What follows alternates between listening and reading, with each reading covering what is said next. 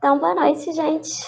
Vamos então dar início à próxima reunião, né, que a gente tem com os nossos nutricionistas, que é a Janaína e o professor Renato. Eles vão falar sobre a orientação nutricional para pacientes com algum distúrbio, né, do trato gastrointestinal.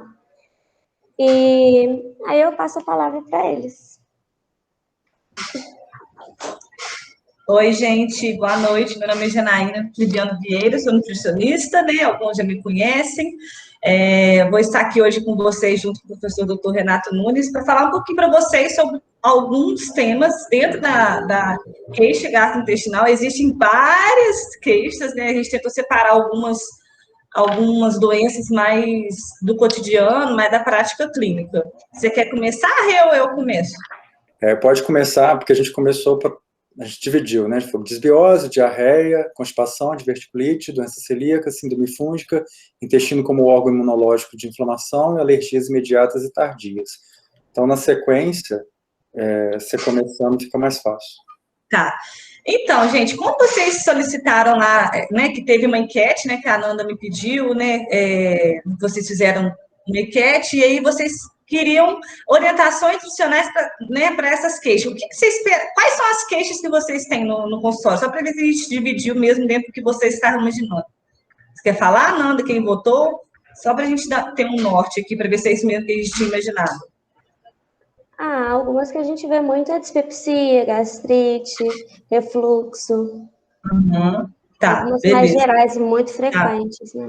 E aí acaba que todas essas queixas de má digestão, indigestão, vai estar relacionado na desbiose, então, que é o que eu vou falar um pouquinho para vocês, tá?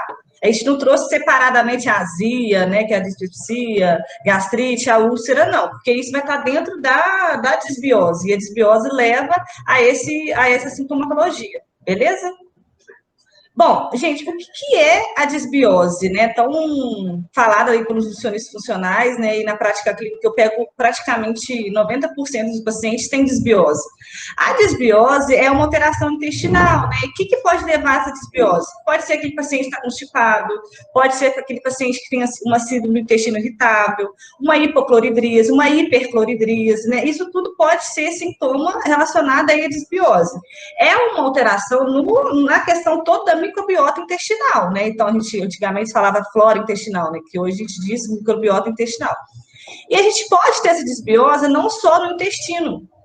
A gente pode ter desbiose também na boca, quando a gente pega paciente com aquela língua branca, muito esbranquiçada, que é, por exemplo, a gente faz na prática clínica, né? Eu vejo pacientes, hoje, a maioria dos pacientes tem uma língua esbranquiçada, uma língua descolorida, e isso está relacionado ao intestino. Pode ter, por exemplo, uma desbiose vaginal, que é quando o paciente tem uma cândida de repetição, sabe? E aí você vê que, assim, o paciente faz tratamento com médico, com antifúngico, e não está funcionando. E aí depois o Renato falar um pouquinho na parte da síndrome fúngica.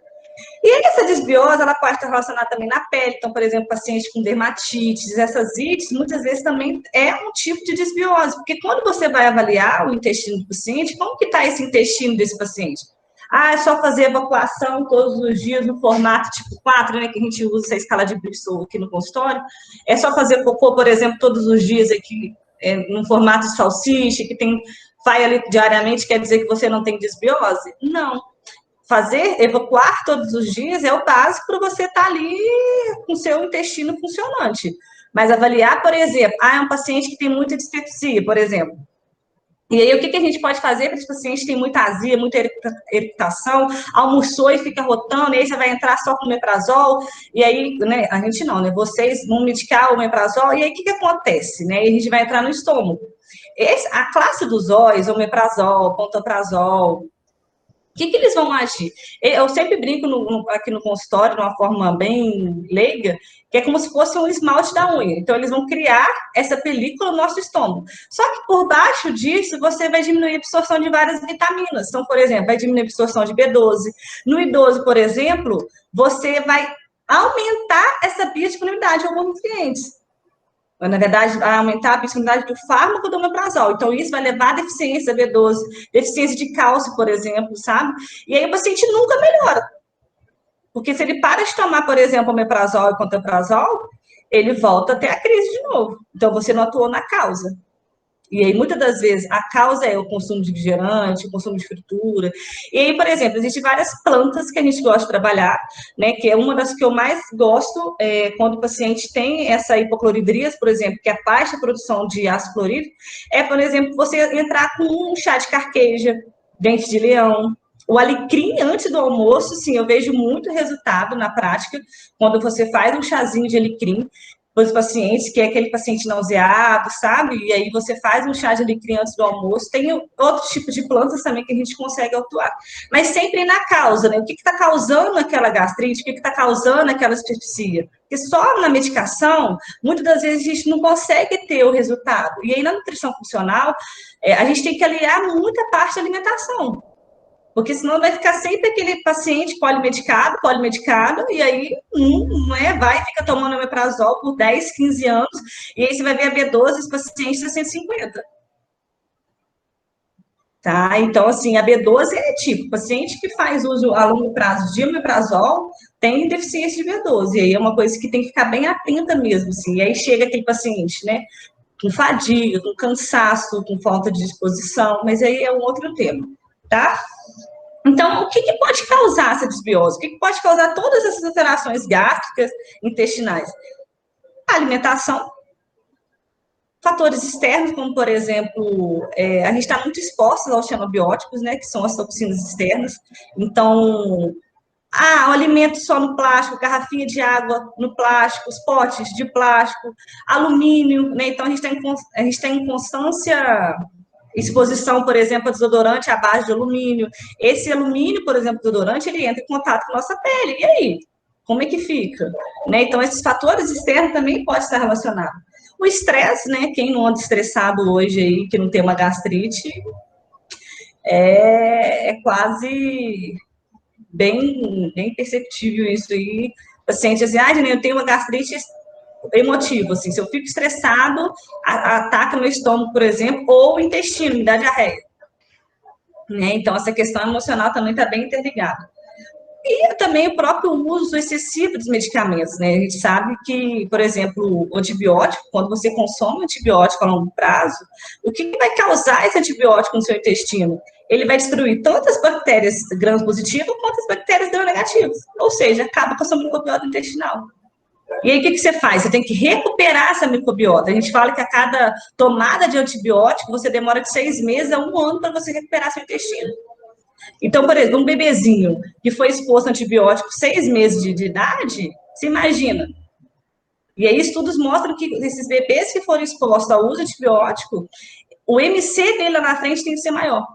Porque vai destruir a microbiota intestinal desse bebezinho e, com isso, vai causando todas as alterações, né, da saúde da criança, tá? Bom, a hipocloridrise, que é isso, que é a falta, né, de produção aí, dessa redução da produção do ácido clorídrico no estômago, a gente pode tratar com esses chás que eu falei, né, por exemplo, carquejo, dente de leão, o alecrim, né, e sempre ofertar antes das principais refeições. Porque normalmente é depois da refeição que o paciente tem o sintoma. Então a ideia é você ofertar ali meia hora antes. Janaína, meu paciente não gosta de chá, não tem jeito, o que a gente faz? Aí a gente usa como SOS algumas enzimas digestivas. Tá? Se o paciente tiver condições de fazer o uso de algum enzima digestivo, eu gosto muito de enzima digestiva, tem dado muito certo, né? Na prática, eu vejo que auxilia bastante essa produção ali do ácido clorídrico e até do esvaziamento ali do estômago. Então, tem a lipase, tem a papaina, tem a bromelina, né? Tem uma vasta rica de enzimas digestivas, ou até mesmo consumir, por exemplo, um abacaxi depois do almoço, um mamão depois do almoço, isso vai ajudar aí essa questão da hipocloridrise do paciente, tá? A enzima digestiva, depois, se vocês quiserem, eu deixo a fórmula para vocês me passam, e aí vocês me pedem, que aí depois eu deixo o mix dessa enzima digestiva. Ajuda bastante, mas lembrando que é sempre o SOS. Tudo que a gente trabalha aqui na clínica, a gente não pode usar uma coisa a longo prazo, senão a gente acaba tendo a ideia do medicamento, né? E aí o nutricionista, a função não é essa, tá? É sempre trabalhar com o alimento de verdade. E a hipercloridrise, que é, ou seja, que é o aumento, né, exagerado ali da produção do ácido clorídrico, aí o que a gente pode utilizar são os chás carminativos, que são aqueles pacientes que têm muitos gases, têm distensão, come, parece que comeu meus pacientes falam assim, Janaína, Eu comi uma salada com bife, parece que eu comi um boi. É assim que eles falam pra gente. Parece que eu comi assim, e não comi nada, eu comi muito pouco. E aí a gente usa chás carminativos para ajudar, né, a liberação desses gases. Então, por exemplo, camomila é ótimo oferecer de camomila. Ah, camomila é só ansiolítico? Tem muitas funções. A fitoterapia, ela tem muitas funções. E o chá a gente pode prescrever tranquilamente. O chá de gengibre também, ele é um ótimo carminativo. A grávida só pode usar gengibre. O único chá que a grávida pode usar é o chá de gengibre na gestação. Né? Muitas falam assim, ah, gengibre é quente, é isso, é aquilo. Não. Inclusive, gengibre é utilizado também tanto para náusea quanto para vômito, tá? E a erva doce também, que aí é clássico, já utilizado bastante para a questão dos gases também do paciente. Uma outra planta bem indicada que eu gosto demais da nutrição funcional, que é a espinheira santa. A espinheira santa, não sei se alguém já ouviu falar, ela é assim, maravilhosa, assim. Eu vejo que meus pacientes, um mês usando o chá de espinheira santa, como que eles melhoram essa questão da indigestão, de empazinamento, sabe? Assim, muito, muito, muito. E muitas vezes sem utilizar fármaco. Né, junto com o médico, não precisa utilizar o fármaco, só mesmo reeducando esse paciente, né, mudando o estilo de vida dele e entrando com algum tipo de alimento funcional para melhorar a qualidade de vida desse paciente. Tranquilo? Janaína, sim. Só a mãozinha para colocar uma coisa. Janaína, o que a Janaína está falando, gente, é importante quando vocês pensam na prática clínica de vocês. Então, quando vocês entram na medicina, vocês são bombardeados, de uma certa forma, com muito, muito medicamento. Então, tudo se resolve com medicamento. E, na verdade, o que a gente vem percebendo ao longo dos anos é que isso não é uma verdade absoluta. O medicamento, ele tem a função dele, a gente nunca vai negar, né? Então, o medicamento alopático, ele tem a função dele. Mas, se você parar para pensar, o que acontece? Você está apagando um incêndio que já começou lá atrás. Então, a maioria dos medicamentos hoje em dia, eles se relacionam com o sintoma, ele não trata a causa do problema. E aí, a nutrição vem batendo muito nessa tecla. Olha, tá, existe um medicamento, ele deve ser usado pelo médico de uma forma, quando o indivíduo está uma forma aguda do processo, mas se você usar o medicamento e não tentar entender o que está acontecendo, que está levando esse indivíduo a esse problema, você simplesmente vai estar apagando um incêndio num ponto e acendendo outro incêndio no outro. Quando a gente fala, e a gente bate muito nessa coisa da alimentação, da fitoterapia, é que o alimento, né, a planta, ele tem um sinergismo, um princípio ativo que o medicamento não vai ter nunca. Por mais que a gente desenvolva tecnologia, nenhum medicamento protege o indivíduo do efeito colateral. E aí, quando você pensa, vamos citar, por exemplo, que a gente está vivendo hoje, na Covid, quais são os pacientes que estão sobrevivendo hoje, depois que pegam a Covid? Os que têm uma nutrição mais adequada. Então, os que têm uma melhor condição de vitamina D, os que fazem uma alimentação que não entram em desnutrição. Então, a gente tem que pensar nesse processo de cuidar do outro com essa certeza de que vocês vão usar o medicamento em fases agudas, mas tem um agravante. Nem todo mundo vai atuar em pacientes de alto poder aquisitivo. Então, os dados que a gente tem hoje, e aí é por isso que eu só fiz a intervenção, porque a Janaína está falando da fitoterapia, e aí dentro de um contexto fica solto, os dados que a gente tem hoje é que 80% dos pacientes usam alopatia, mas 85% usam a homeopatia e a fitoterapia. E aí o que acontece? 90% dos insumos farmacêuticos hoje no Brasil são importados. E aí você começa a perceber que muitas vezes você vai ter um público, você vai atender um grupo de pessoas que não vão ter acesso ao medicamento. É muito importante que vocês, que são o principal processo de atuação do indivíduo que está doente, que vocês percebam que há necessidade de repensar esse processo medicamentoso. E aí hoje, a gente pega quais são as doenças que realmente matam, né? As doenças crônicas. Qual é a origem dessas doenças? A origem normalmente está relacionada à alimentação.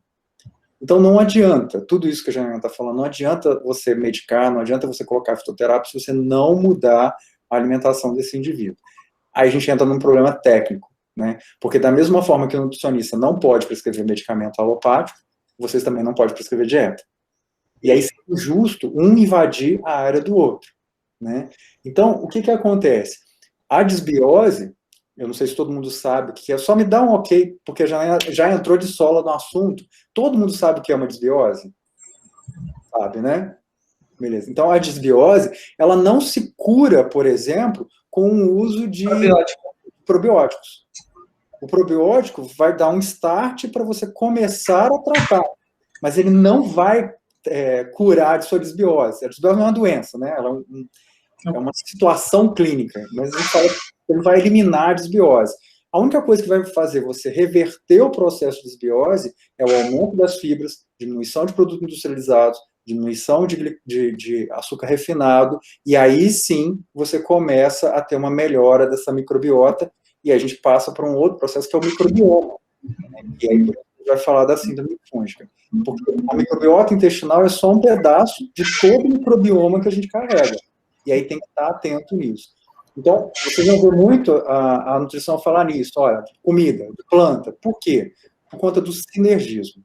Quando você pensa numa alimentação, você está atuando, por exemplo, com um alecrim, você está atuando no problema, mas você também está fazendo com que haja uma proteção do organismo, já que ele é um anti-inflamatório, já que ele tem uma modulação de melhora da cognição, e ele tem todos outros processos, e quando você tem uma alopatia, você não consegue agregar isso, tá? Só para a gente entrar nesse contexto, para não ficar muito solto, e aí alguém se perder no meio do caminho, tá? Desculpa, Janaína. Desculpa nada. Desculpa, não. Então é isso, assim, porque eu vejo muitas pessoas, né? A minha ideia aqui está mais na parte prática, né? Que é o que eu tenho mais aqui, a prática mesmo, já de 4 anos atuando, né? Desde quando eu formei na federal, e eu vejo essa queixa dos pacientes, assim, usa muito tempo, vários, né? Uma lista vasta de medicamentos. Por exemplo, peguei paciente pós-Covid e o paciente poliesculhambado, que a gente fala na nutrição funcional, que é aquele paciente todo cheio de problema. E aí, é isso. Se você não tem um sistema imunológico, legal. Se você não tem um estilo de vida, legal. Ah, Gina, é impossível fazer isso com um salário mínimo. Mentira. É possível, sim. Eu tenho paciente desde um salário mínimo aqui, é paciente que ganha 30 mil reais por mês. É claro que um paciente de um salário mínimo, eu vou trabalhar outras questões, mas eu consigo, sim, da mesma forma, trabalhar com paciente assalariado, com paciente salariado, com paciente de uma renda X. Então, isso tem que mudar, essa visão, né, dos profissionais de saúde como um todo. A alimentação hoje não é para quem tem dinheiro, não é isso, não. A alimentação é para todo mundo. Depende da forma como você vai trazer isso para o paciente. O arroz e feijão está super escasso. Quem é que consome arroz e feijão hoje? Gente, o que arroz e feijão tem a ver com queixa gastrointestinal? Todo, porque a pessoa está trocando um arroz e feijão por um fast food, ou um shake emagrecedor, ou uma fritura, ou um salgado, ou um lanche, porque tem menos caloria. E aí o arroz e feijão fica lá de lado, sendo que é comida brasileira e é da nossa geração há séculos. Né? Então, aí você vai mudando o estilo de vida do paciente. Eu vejo o paciente assim, eu não posso comer arroz, porque arroz engorda. E aí ele vai ver o plano alimentar quando eu monto, não, você vai comer arroz, você vai comer feijão. A não ser que ele não goste, aí eu vou trabalhando com outras coisas. Porque arroz e feijão faz parte, então é a base ali da pirâmide, né, do prato. Bom, continuando então, aí a gente passa agora, alguém tem dúvida? Alguém quer perguntar, já pegou o paciente, já percebeu esses sinais de desbiose? Porque eu não sei se vocês podem fazer rastreamento metabólico. Isso é privativo do nutricionista, não é, Rê? Não é privativo, mas é mais complicado para outros profissionais fazerem para interpretar, porque você vai levar em consideração aspectos da dieta que normalmente não é ensinado nas outras graduações. Mas é possível, sim. O rastreamento metabólico, vocês sabem o que é? Não, porque a Janaína vai falando, tipo assim, né? Ela vai usando a gente tem um rastreamento que é, na verdade, um questionário, uma anamnese, que você classifica esse indivíduo de acordo com sinais e sintomas. É como se fosse uma semiologia. E aí, dependendo do que ele alega, você dá uma pontuação. E aí, essa pontuação, a gente classifica ele como, né, sem risco, com médio risco ou com alto risco de apresentar, por exemplo, uma desbiose. E o que acontece, né? Por que de uma hora para outra as pessoas começaram a falar que todo mundo está desbiótico? Principalmente pela mudança da alimentação. Então, esse excesso de refinado, esse excesso de açúcar, excesso de cereais refinados, tudo isso não veio muito rápido para a gente. E o excesso de produtos industrializados também. Então, o nosso organismo, de certa forma, não está acostumado a isso. E aí toda a nossa microbiota começou a entender que isso não era bom. E aí começou a fazer uma mudança. Só que o intestino, ele acaba inflamando nesse processo, né? E aí, deste processo de inflamação, é que a gente acredita que tem aumentado muito a incidência das doenças. Então, por exemplo, se você para aqui na articulação, onde ela colocou, você dá um valor, né, de 0 a 5 para isso aqui, e aí você tem dores articulares, você sente muito, sente pouca, artrite, artrose, rigidez ou limitação de movimentos, dores musculares, sensação de fraqueza e cansaço. E aí você vai somando cada bloco desse questionário. E aí você trabalha os 3 primeiros blocos que têm a maior pontuação. Tá? Porque às vezes vocês vão pegar pacientes que são poliqueixosos, que é o que a gente fala na nutrição, ele é polisfoliado, polidescompensado, polisculhambado. Né? Aí você pega o paciente e fala assim, cara, onde é que eu começo? Né? Onde é que eu vou começar com esse paciente? Esse rastreamento metabólico te dá um norte. Por quê? A pontuação máxima é onde ele está mais complicado, é o sistema mais complicado dele. Se você cuida desse sistema, pelo processo de sinergismo, os outros sistemas se reorganizam. Tá? Porque a queixa principal, né, que a gente fala na medicina, a queixa principal dele é exatamente o processo que desencadeia grande parte do problema. Então, você pega um paciente policomplicado, você trata a queixa principal dele, que foi onde ele pontuou mais, e aí você percebe que 40 dias depois, quando ele volta, você aplica o questionário de novo, de 120 pontos, isso vai, por exemplo, para 50 pontos. E aí ele já está um paciente de nível médio. Tá? Aí você fala assim, mas a gente trabalha a queixa principal, né, na medicina, isso é comum, sim. Só que, muitas vezes, a interpretação da gente do que é uma queixa principal não é quantitativa. E aí a gente vai muito, não, isso é a queixa principal. Ah, isso aqui é a sua queixa principal? Aí o paciente vai, só que quando você soma a pontuação do sistema, aquela queixa é a mais intensa. Não necessariamente é o sistema que está mais comprometido para aquele paciente. E aí, na verdade, você está tratando um sintoma ao invés de tratar uma causa. Tá? Dessa confusão toda, a nutrição entende e acredita é que vão surgindo as complicações. Então, a Janaína agora vai falar, por exemplo, da diarreia, da constipação, da diverticulite.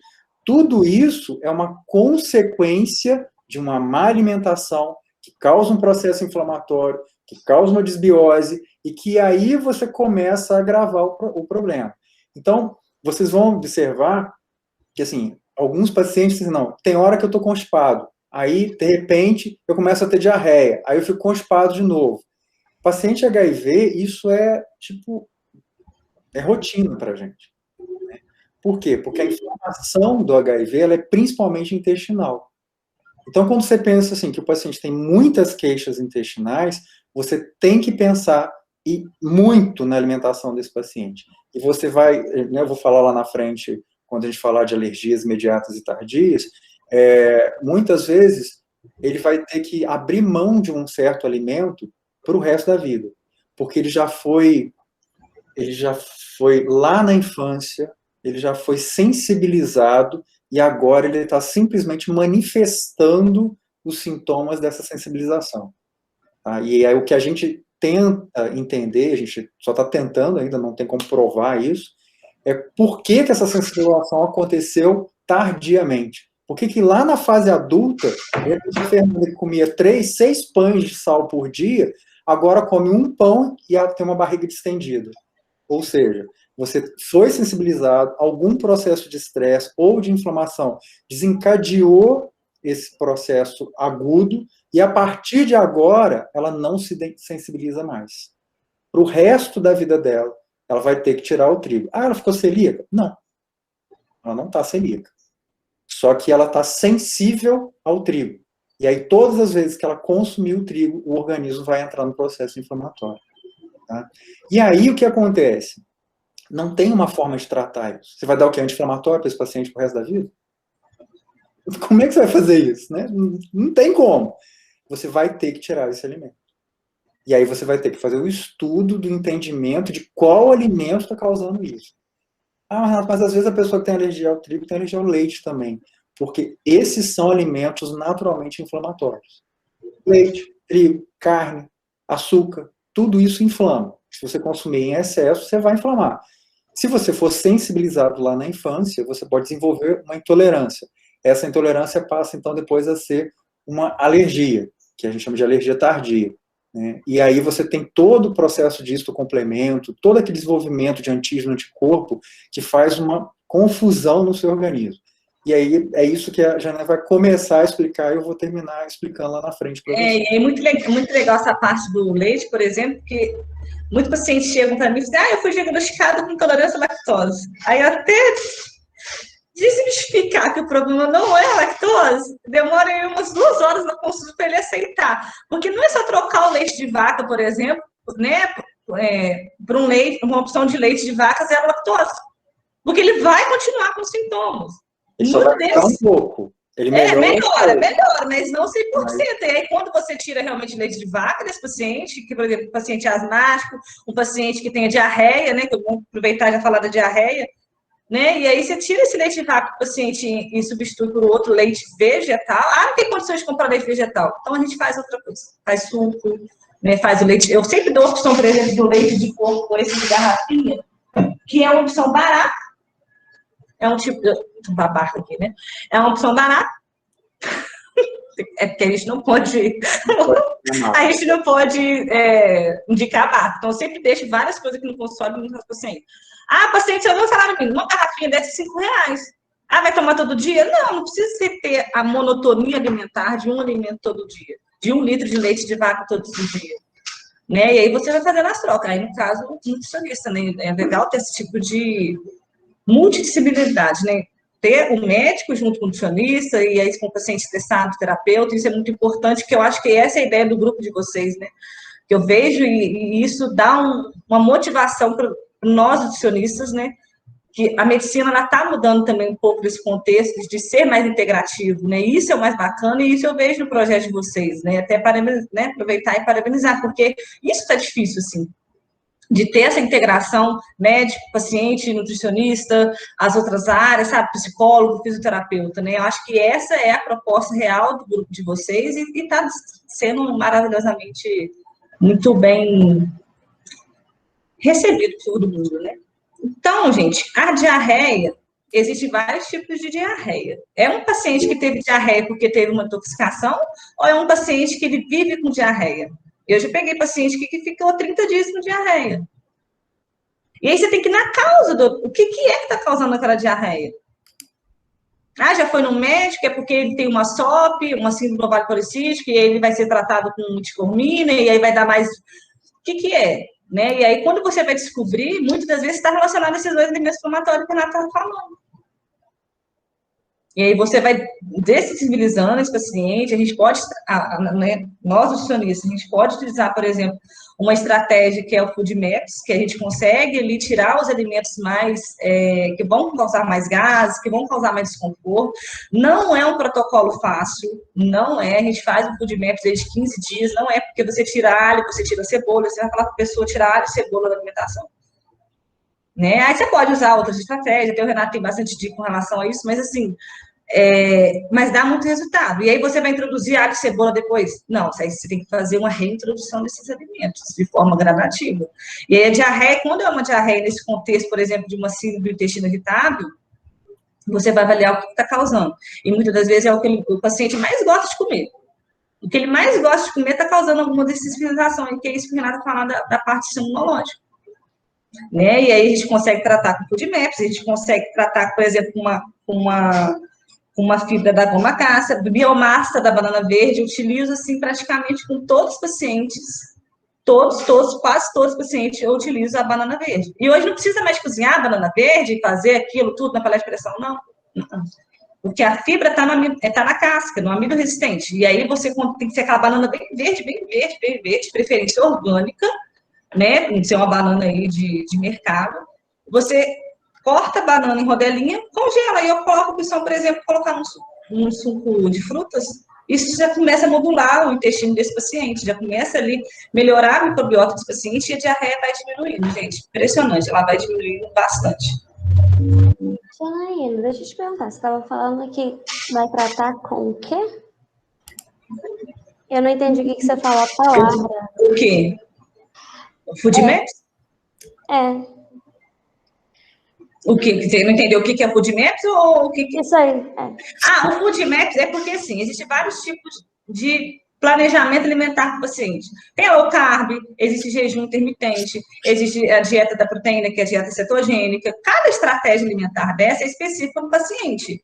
O Food Maps, ela entra num tipo de estratégia alimentar, que você vai retirar esses alimentos carbonativos, você tira, assim, muita coisa, você tira soja, você tira castanha, você tira oleaginosa, você tira muita coisa do paciente. E aí por que disso? Para você tirar o máximo de fibra desse paciente, para ver o que ele vai responder melhor. E depois você vai reintroduzindo uma vez, a cada semana você vai reintroduzindo um tipo de alimento que você for retirando. Você não reintroduz tudo uma vez só, não.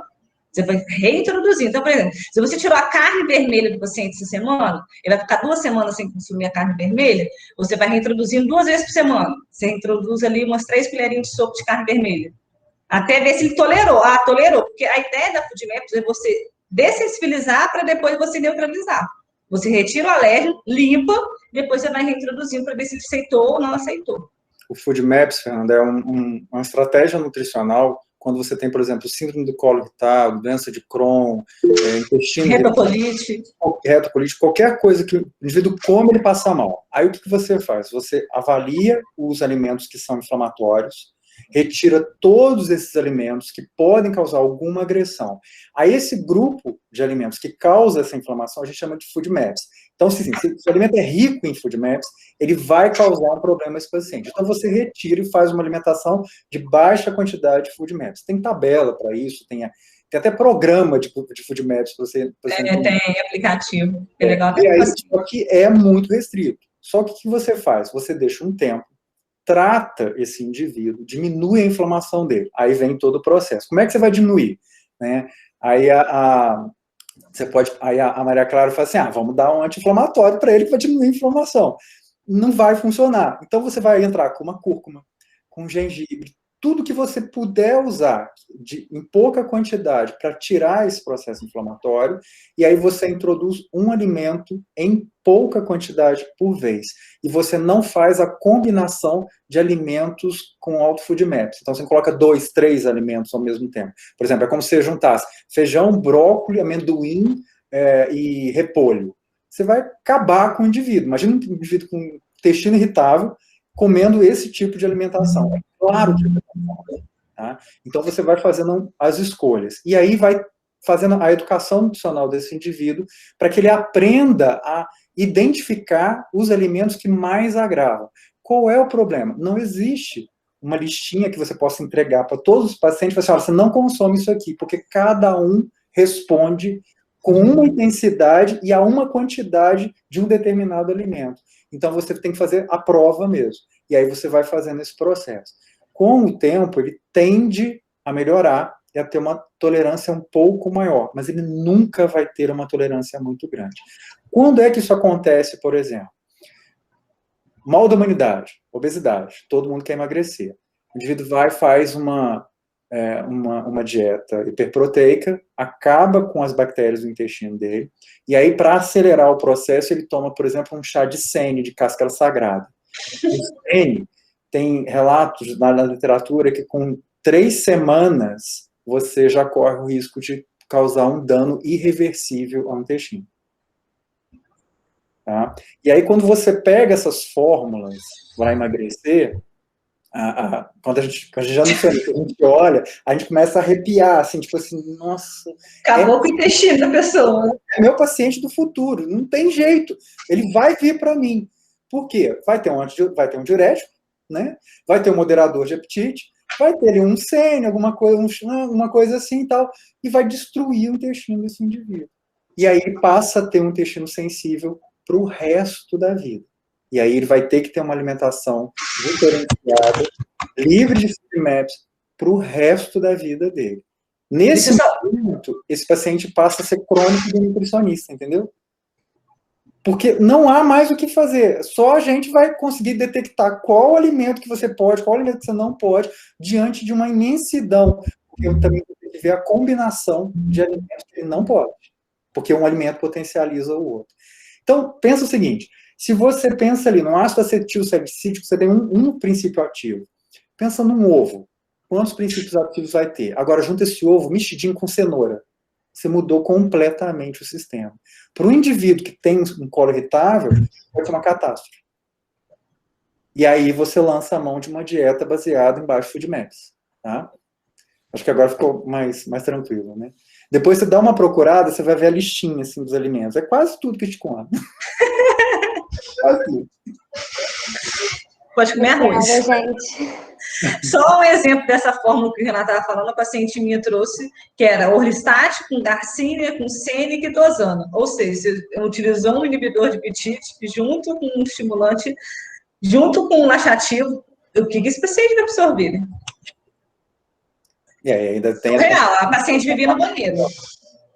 Porque a diferença entre desnutrição e má nutrição é que a desnutrição é você ver. Você faz o exame bioquímico, tá ali. Mas como é que você diagnostica uma má nutrição? Pode ser de qualquer nutriente que ele pode estar deficiente. E aí você pensa assim, ficou deficiente em zinco, não absorveu o zinco com essa fórmula. Tem ali mais de 300 enzimas relacionadas à deficiência de zinco.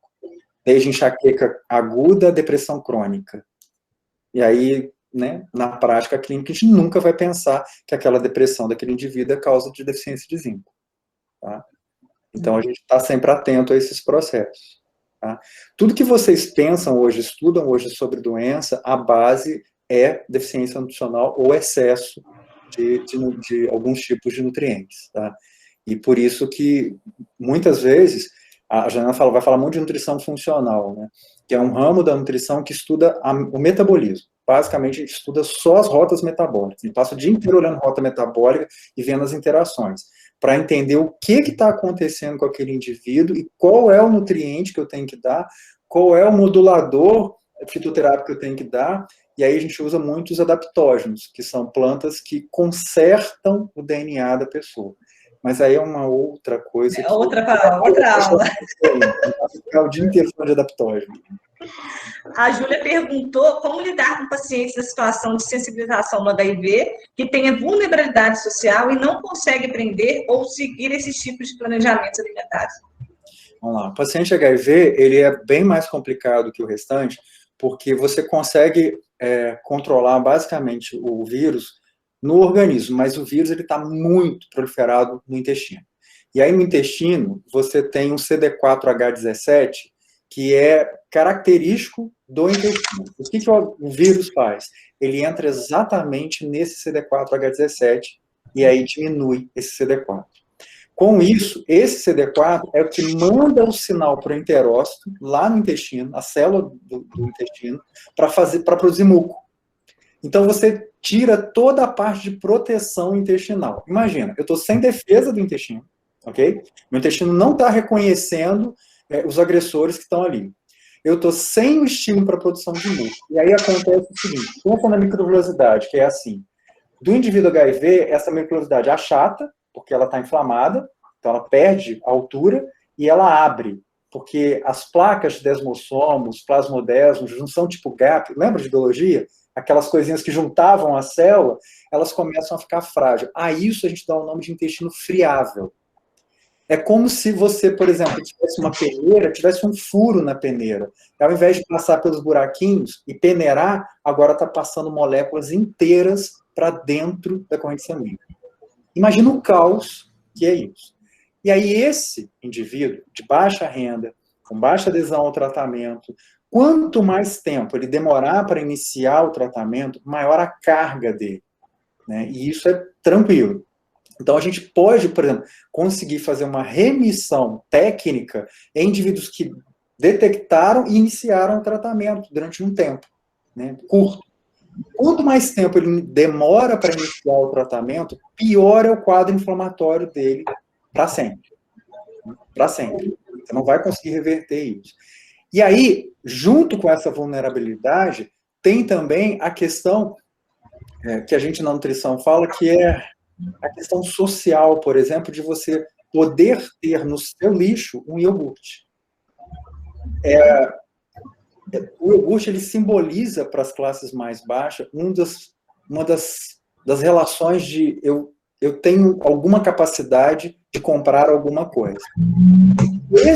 Esse produto, por exemplo, o iogurte, ele na verdade não é mais iogurte, ele é um leite com amido e fermentado, com muito conservante. Esses conservantes são para proteger esse alimento de apodrecer, de ficar azedo, estragado. Só que esse conservante acaba danificando as bactérias intestinais, porque ele conserva matando bactérias. Então, as nossas bactérias que são mais susceptíveis ao conservante são as benéficas. As bactérias patógenas ficam ali de boa, mas as benéficas são mais destruídas. E aí você tem todo um quadro de desbiose crônica no paciente HIV. Ele vai ter uma semana de diarreia, na outra semana constipação. Tá? O tempo todo. Aí você pensa assim, não vou dar uma cúrcuma para esse indivíduo para melhorar a inflamação intestinal. Não agora. Se você der cúrcuma para um paciente com diarreia, você vai piorar ainda mais essa desbiose desse paciente. Entendeu? Então, até a hora de você dar, né, o composto alimentar ou fitoterápico precisa ser entendido. E a esse paciente soma-se um fato de que, como ele tem uma fragilidade de produção de muco, ele também vai ter uma alteração de pH lá no estômago. E aí, o que a gente também encontra nesse paciente? A subida do H. pylori. Como o intestino está desregulado, o estômago também vai estar fragilizado, o pH do estômago aumenta, e aí H. pylori cresce e sobe. E aí você começa a ter outro problema. Então, essa H. pylori de repetição, ela está muito mais relacionada à desbiose do que a qualquer outra condição. E aí, o que a gente está acostumado a fazer? Consumir alimento refinado. Açúcar, batata, amido, de uma forma geral, que piora ainda mais esse quadro. Não tem condição de comprar nada. O que a gente orienta? Horta caseira. Aí o nutricionista vai e fala assim, olha, você vai pegar a latinha e vai ensinar essa pessoa a plantar em casa. Tá? Lá no ambulatório, é isso que eu faço. Não tem condição nenhuma? Então vem cá. Eu trago as mudinhas, entrego para ele e falo assim, agora você põe isso numa latinha. Eu moro num apartamento, não tem área. Você põe dentro da latinha e põe na janela. E aí ele passa a ter uma refeição um pouco melhor dentro desse contexto. Mas aí já é uma questão social, tá, gente? Não tem como muita gente interferir. A vantagem que vocês vão ter quando vocês formarem é assim, começar a tirar dinheiro do bolso e comprar as coisas. Não tem jeito. Chega uma hora que você faz isso, tá? Não tem jeito. Você olha e fala assim, não tem jeito, tá? Ou eu faço ou não faço. Então, assim, você vai levar a cesta básica, você vai visitar a casa do paciente, você vai acabar se envolvendo contra tudo que falam pra gente não fazer. Tipo assim, não se envolve. Mas aí, quando você toca uma alma sem a sua ser tocada, não adianta. Não é mais profissional de saúde. Você é só alguém que está ali fazendo um papel. Tá? Eu não sei se eu consegui responder a pergunta da Júlia. Situação de sensibilidade no HIV, que tem a vulnerabilidade social e não consegue aprender ou seguir esse planejamento. Júlia, eu peguei um paciente uma vez que ele era um indivíduo em situação de rua. Como é que prescreve uma dieta? Ele morava na rua. Tá? A gente fez um levantamento de todos os locais em Juiz de Fora que oferecem refeição. Então, Sopão dos Pobres, o restaurante popular. E aí, a gente, né, escreveu uma carta solicitando, né, que a nutricionista que acompanha esses processos desse uma atenção. Então, ele chegava nesses locais, mostrava essa cartinha para o nutricionista, e aí vai se fazendo esse jogo. Então, você tem que pensar no contexto social. Tá? Uma cápsula de cúrcuma, 90 cápsulas de cúrcuma, está em torno de R$120. Não dá. Você não vai prescrever em cápsula. Ah, Renato, como é que faz? Você manda comprar lá a cúrcuma no supermercado, no saquinho, que custa R$ 5. Aí como é que faz? O gosto é ruim, faz com ovo. Tá? E aí você vai dando nó em pingo d'água.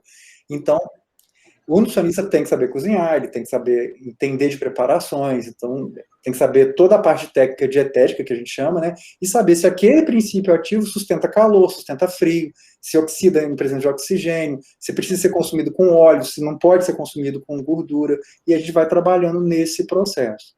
Tá? É um trabalho bem silencioso, ninguém percebe, mas os pacientes lá do ambulatório, todos que fazem acompanhamento da nutrição, têm uma melhora substancial, inclusive de quadros de depressão, porque o último estágio da inflamação é a inflamação cerebral. Então, eles chegam já no último estágio de depressão, tipo assim, vou sair daqui, vou me matar, e a gente consegue reverter, na maioria dos casos, esses processos. Mas é pensando nisso, pensando no intestino como um grande órgão inflamado. E aí, como é que eu lido com uma grande inflamação? Pensa numa sepsemia, né? Para vocês da medicina. Agora pensa no intestino, são 9 metros inflamados. O quanto de neurotoxina que está sendo produzido ali? O quanto de substâncias inflamatórias que vão alterar cortisol, alterar toda a modulação desse indivíduo. E aí, óbvio, ele vai evoluir.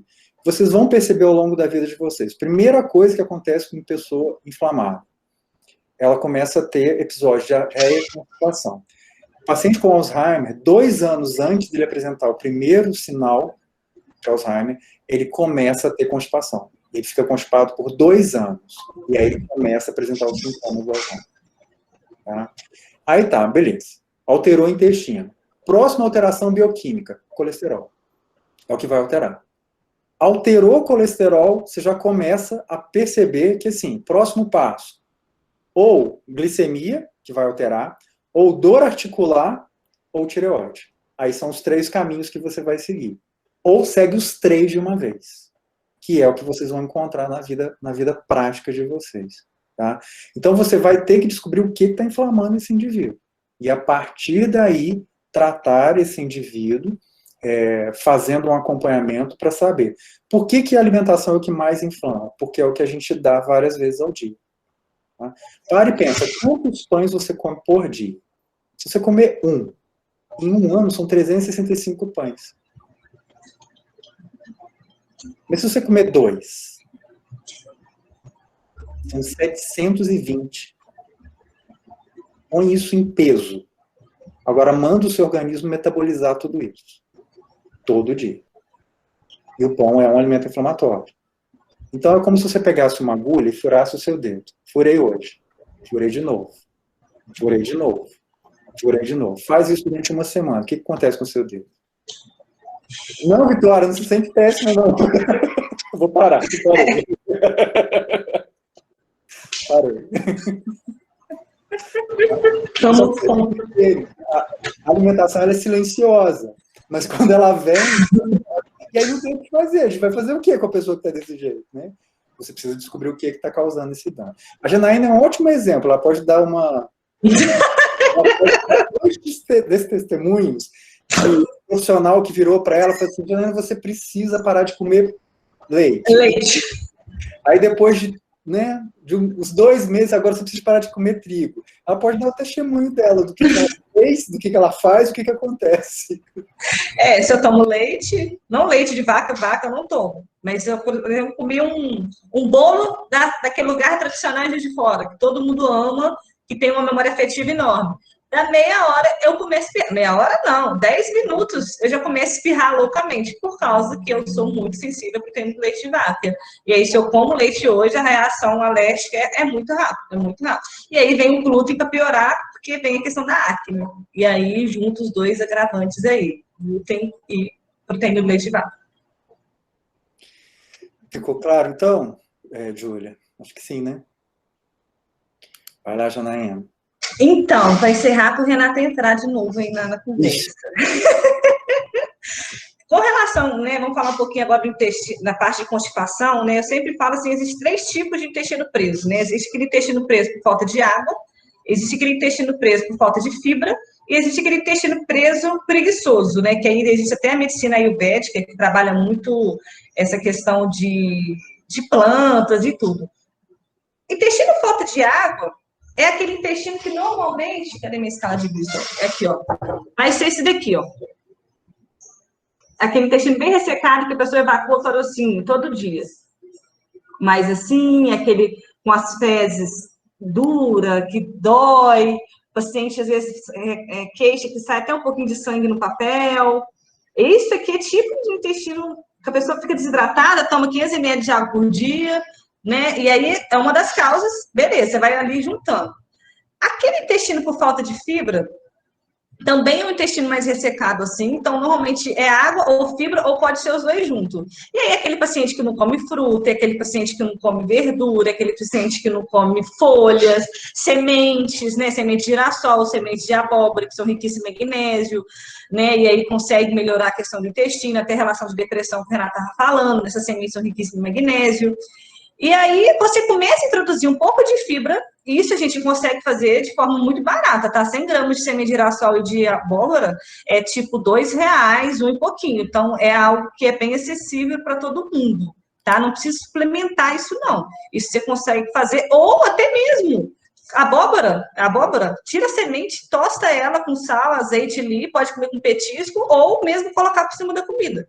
Quem tem dificuldade, por exemplo, paciente idoso, que já vai ter deficiência de B12, vai ter deficiência de várias vitaminas e não consegue deglutir, você faz a farinha dessa semente, tá? Só para te ajudar, tá, Janaína? Botando um quadro de fibras aqui, só para você... É porque tem um capítulo de livro sobre isso, gente. Quando você pensa em fibra, gente, vocês estão vendo o quadrinho? Então, né, quando você pensa em fibra, você está pensando em fibra da dieta, tá? Então, você vai ter as fibras que são insolúveis e as fibras que são solúveis, tá? Então, insolúveis. Celulose, hemicelulose, lignina, amido resistente, que foi da banana verde que a Janaína estava falando, e proteínas resistentes. E aí você tem fermentação e viscosidade. Se você tem muita bactéria ruim, essa fermentação é aquela característica de quando você come feijão. Sabe quem come feijão e passa mal? Isso é um sintoma de que você tem um problema. Ou você não tem enzima digestiva adequada, ou você não tem uma boa microbiota. Essa fibra solúvel, ela faz com que o trânsito intestinal seja mais rápido. Tá? Então, quando você come essa fibra insolúvel, tipo assim, você deixa pouco contato de substâncias ruins e acelera o movimento. Isso é bom para quem é constipado, porque aí vai acelerar o movimento. A fibra solúvel, né, que é fermentável, ela arrasta substâncias que são ruins para o nosso organismo. Então, aqui, ela vai arrastar colesterol, ela vai tirar substâncias cancerígenas, vai tirar um monte de outras coisas. Tudo é fibra. Só que até para usar a fibra, a gente tem que entender. Então, vocês vão ver muito isso. Medicamento vai ter muito FOS, que é frutoliposacarídeo, por exemplo. Lactobacillus é lotado de FOS. Aí você dá um frutoliposacarídeo para o indivíduo, a barriga dele distende, ele começa a ter dor abdominal. Por quê? Se ele tem desbiose, a bactéria que vai fermentar isso não é uma boa bactéria. Só que esse frutoliposacarídeo é para a bactéria fermentar, no caso os lactobacilos. Só que quem vai acabar utilizando são outras bactérias. Então você tem uma distensão gástrica muito grande. Quando você pensa, então, em diarreia, que é o que a Janaína estava falando, você pode dar fibra. Que fibra que você vai dar para esse indivíduo? Pectina, que é uma fibra que vai juntar a água e formar bolo fecal. Se você der fibra insolúvel, você piora a diarreia. Que é a velha história assim, não pode comer goiaba, não pode comer, se eu estiver constipado, eu não posso comer caju. Por quê? A goiaba, a polpa da goiaba é fibra solúvel, ela faz bolo fecal, mas a semente da goiaba é fibra insolúvel, ela acelera o trânsito. Se você der semente de goiaba para quem está com diarreia, ele vai perder tudo que ele tem dentro, tá? Ele vai muito. Mas se você der a polpa da goiaba, ela prende. Tá? Então, nesse processo, a fibra pode tratar ou ela pode piorar o quadro. O indivíduo tem uma diverticulite, que é o que a Janaína vai falar agora. Dou ou não dou fibra, Janaína? Depende. Se ele está em crise, se ele não está em crise. Entendeu? Se ele estiver em crise, você não vai dar fibra porque vai fermentar mais e aí vai ser mais terminativo para esse coitado do paciente. Nenhuma. Né? Por que nenhuma? Se você der fibra insolúvel, ela pode entrar no divertículo. Ok? Pior ainda mais. Se você der fibra solúvel, você vai aumentar o bolo fecal e vai aumentar a pressão desse divertículo. Então, em crise, você não dá fibra, em hipótese nenhuma. Tá? E aí vocês começam a entender o porquê que a nutrição tem essas nuances. Então, a fibra, ela pode tanto... eu tenho um paciente com câncer, e ele tem um câncer intestinal. Vou usar fibra ou não vou usar fibra? Depende do estágio que ele se encontra. Tá? Mas eu tenho um paciente pós-câncer. É interessante eu fazer uma dieta rica em fibra para ele? Sim, porque essa fibra, além de tirar as toxinas do organismo, vai impedir que essas toxinas que ele está consumindo sejam absorvidas. E aí ele tem uma recidiva desse processo. Tá? E é simples, não é caro. Você pensa assim, quanto custa tudo isso? É alface, é maçã, é tomate, é goiaba, é uva, tá? São coisas que você come no dia a dia, tá? Alface, eu acho legal. Verão, brócolis. Eu acho legal até complementar nisso, Rick, por exemplo, muitos pacientes falam assim, eu tomei laxante, usei supositório, né, nessa parte de constipação. Por muito tempo, o médico receitou. E aí, o que acontece com esses medicamentos laxativos, aqueles tamarindos da vida, que vai lá, que todo mundo prescreve?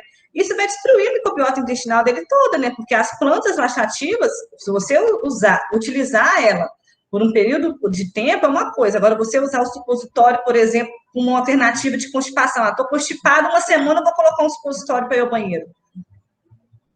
E aí você não agiu na causa, está só paliando ali o sintoma do paciente. E com isso destrói toda as microbiolosidades intestinais, e aí vai virando cada vez mais uma desbiose, e o seu intestino vai trabalhar só a base do supositório, porque você só fica usando supositório para a questão de estimular o intestino. Você não vai ali usar uma fibra, por exemplo, para te auxiliar o seu intestino a começar a trabalhar sozinho. Né? É importante lembrar disso, porque vejo isso assim, eu tomo... uso X planta lá, ou foi receitado para mim um pozinho para ir ao banheiro. Você não vai na causa, não vai na desbiose. E aí a gente já muda o contexto um pouco de que não adianta só prescrever um sachêzinho de Sinfor, de probiótico, e pronto, vai lá na farmácia X e compra. Não vai funcionar. Né? Então, acho que a ideia dessa parte das alterações que eu trouxe aqui é isso, a gente entender que o intestino é o segundo cérebro humano. Né? Então, todas as alterações nervosas, intestinais, tudo isso que a gente está falando aqui, está relacionado ao intestino. E a minha queixa principal aqui, na prática, é a alteração do TGI. É a que eu vejo aqui. E aí, quando eu vou modulando isso, vai melhorando a artrite, vai melhorando depressão, vai melhorando insônia, e vai melhorando o resto todo. Porque a gente olha o paciente com um contexto como um todo. E não somente ali, azia, ou intestino preso, ou queda de cabelo, né? Eu acho que o bacana da nutrição é esse. E aí, só para complementar o que a Juliana está falando, por exemplo, vocês tratam um paciente com colesterol alto e com triglicéridos altos com inibidor de estatina. Uma estatina da vida. A gente trata com cúrcuma e ômega 3. E aí você pensa, né? O que tem a ver? O processo de aumento de colesterol se relaciona à inflamação. Quando você dá uma estatina, você aumenta a inflamação e você piora a qualidade do fígado, certo? Bom, com isso, você diminui, por exemplo, coenzima Q10. Você impede a biotransformação de coenzima Q10. Renato, o que é raio dessa coenzima Q10? É ubiquinona, é um precursor de vitamina E. O que a coenzima Q10 faz? Ele aumenta a produção de mitocôndria. Tá? Aos 45 anos, todos nós vamos ter queda de Q10. Por isso que todo velho, né, todo idoso, você, nossa, fulano tá manso, né? Ficou mais quieto, porque a coenzima Q10 dele baixou. Você dá a coenzima Q10 para ele, ele vira um catiço. Tá? O que vai acontecer, então? Você piora a situação hepática do indivíduo, a destoxicação desse indivíduo, diminui a coenzima Q10, diminui o que a gente chama de energia vital desse indivíduo. Esse paciente começa a ficar apático. Tá? Aí, o que que acontece? Quando você dá o ômega 3, você está atuando no processo inflamatório. Quando você dá a cúrcuma, você também está atuando no processo inflamatório. A gente tem, na prática clínica, diminuição de triglicérides de 240 para 90, só com ômega 3 e cúrcuma, sem os efeitos colaterais das... Tá? E aí, a gente olha e pensa assim, bom, mas parece mágica. Não, na verdade é bioquímica pura. É rota metabólica. Você está só atuando na interleucina 6, na interleucina 3 e na interleucina 10, tá? Com essas substâncias. Você vai lá na rota metabólica, você vê exatamente onde elas atuam.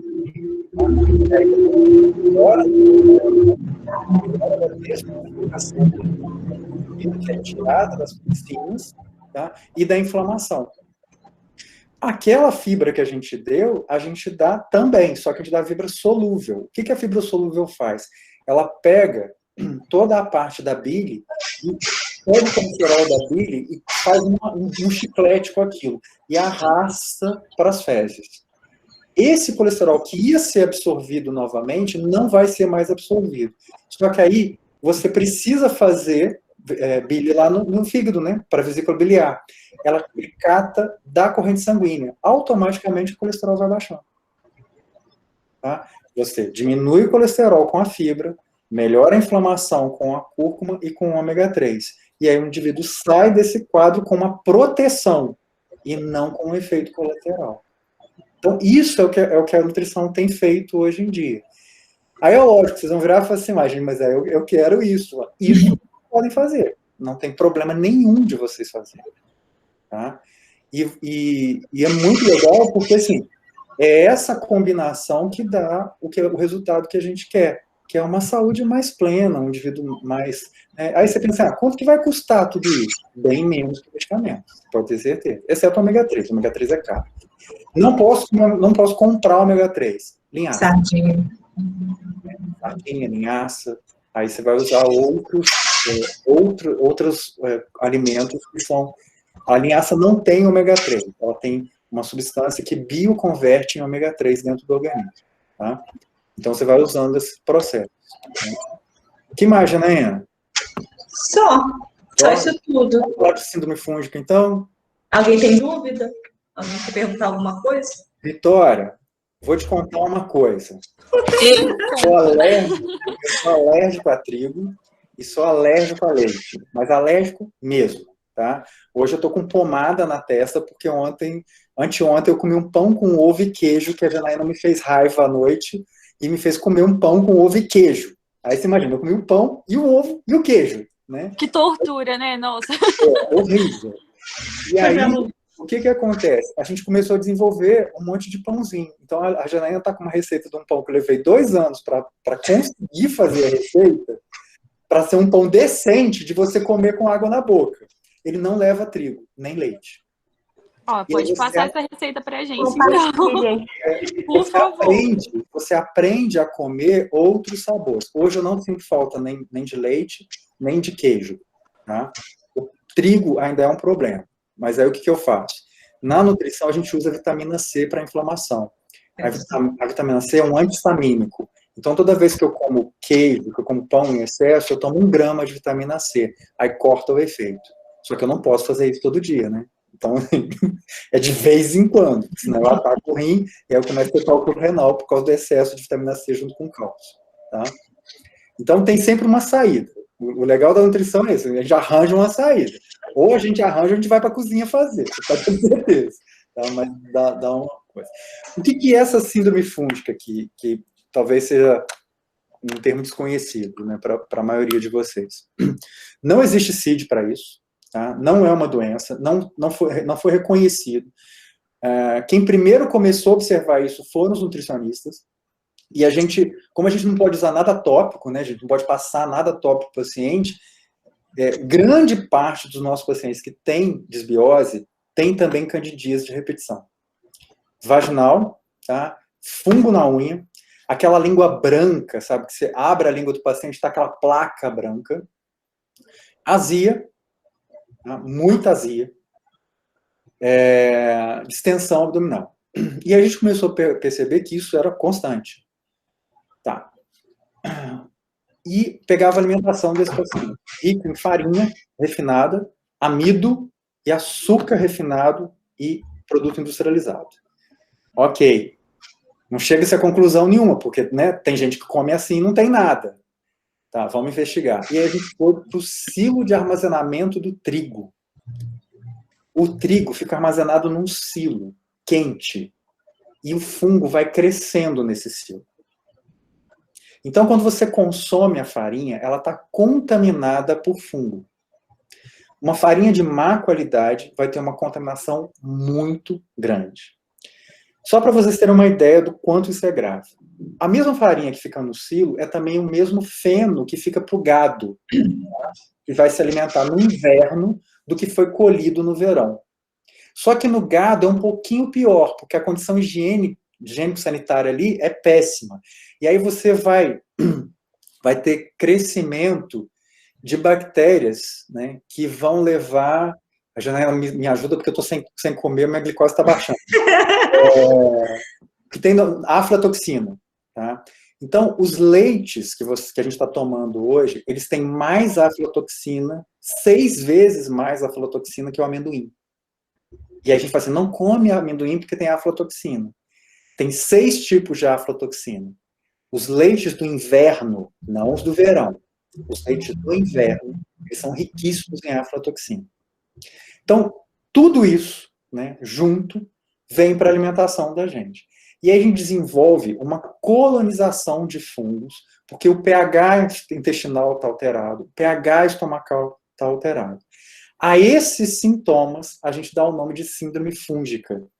Quando o indivíduo começa a ter problema na unha, candidíase vaginal, candidíase oral, azia, distensão gástrica, diarreia com constipação. E aí, junto disso, né, junto dessa síndrome fúngica, a gente tem também o SIBO, que é essa modificação da microbiota. Então, o SIBO, que é uma desbiose grave, junto com a síndrome fúngica, é o caos. Vai ter o que nesse paciente? O paciente vai procurar um dermatologista porque a pele está descamando, ele tem dermatite no corpo inteiro. Manchas no corpo. Manchas escuras no corpo. Tá? Principalmente nas costas, né?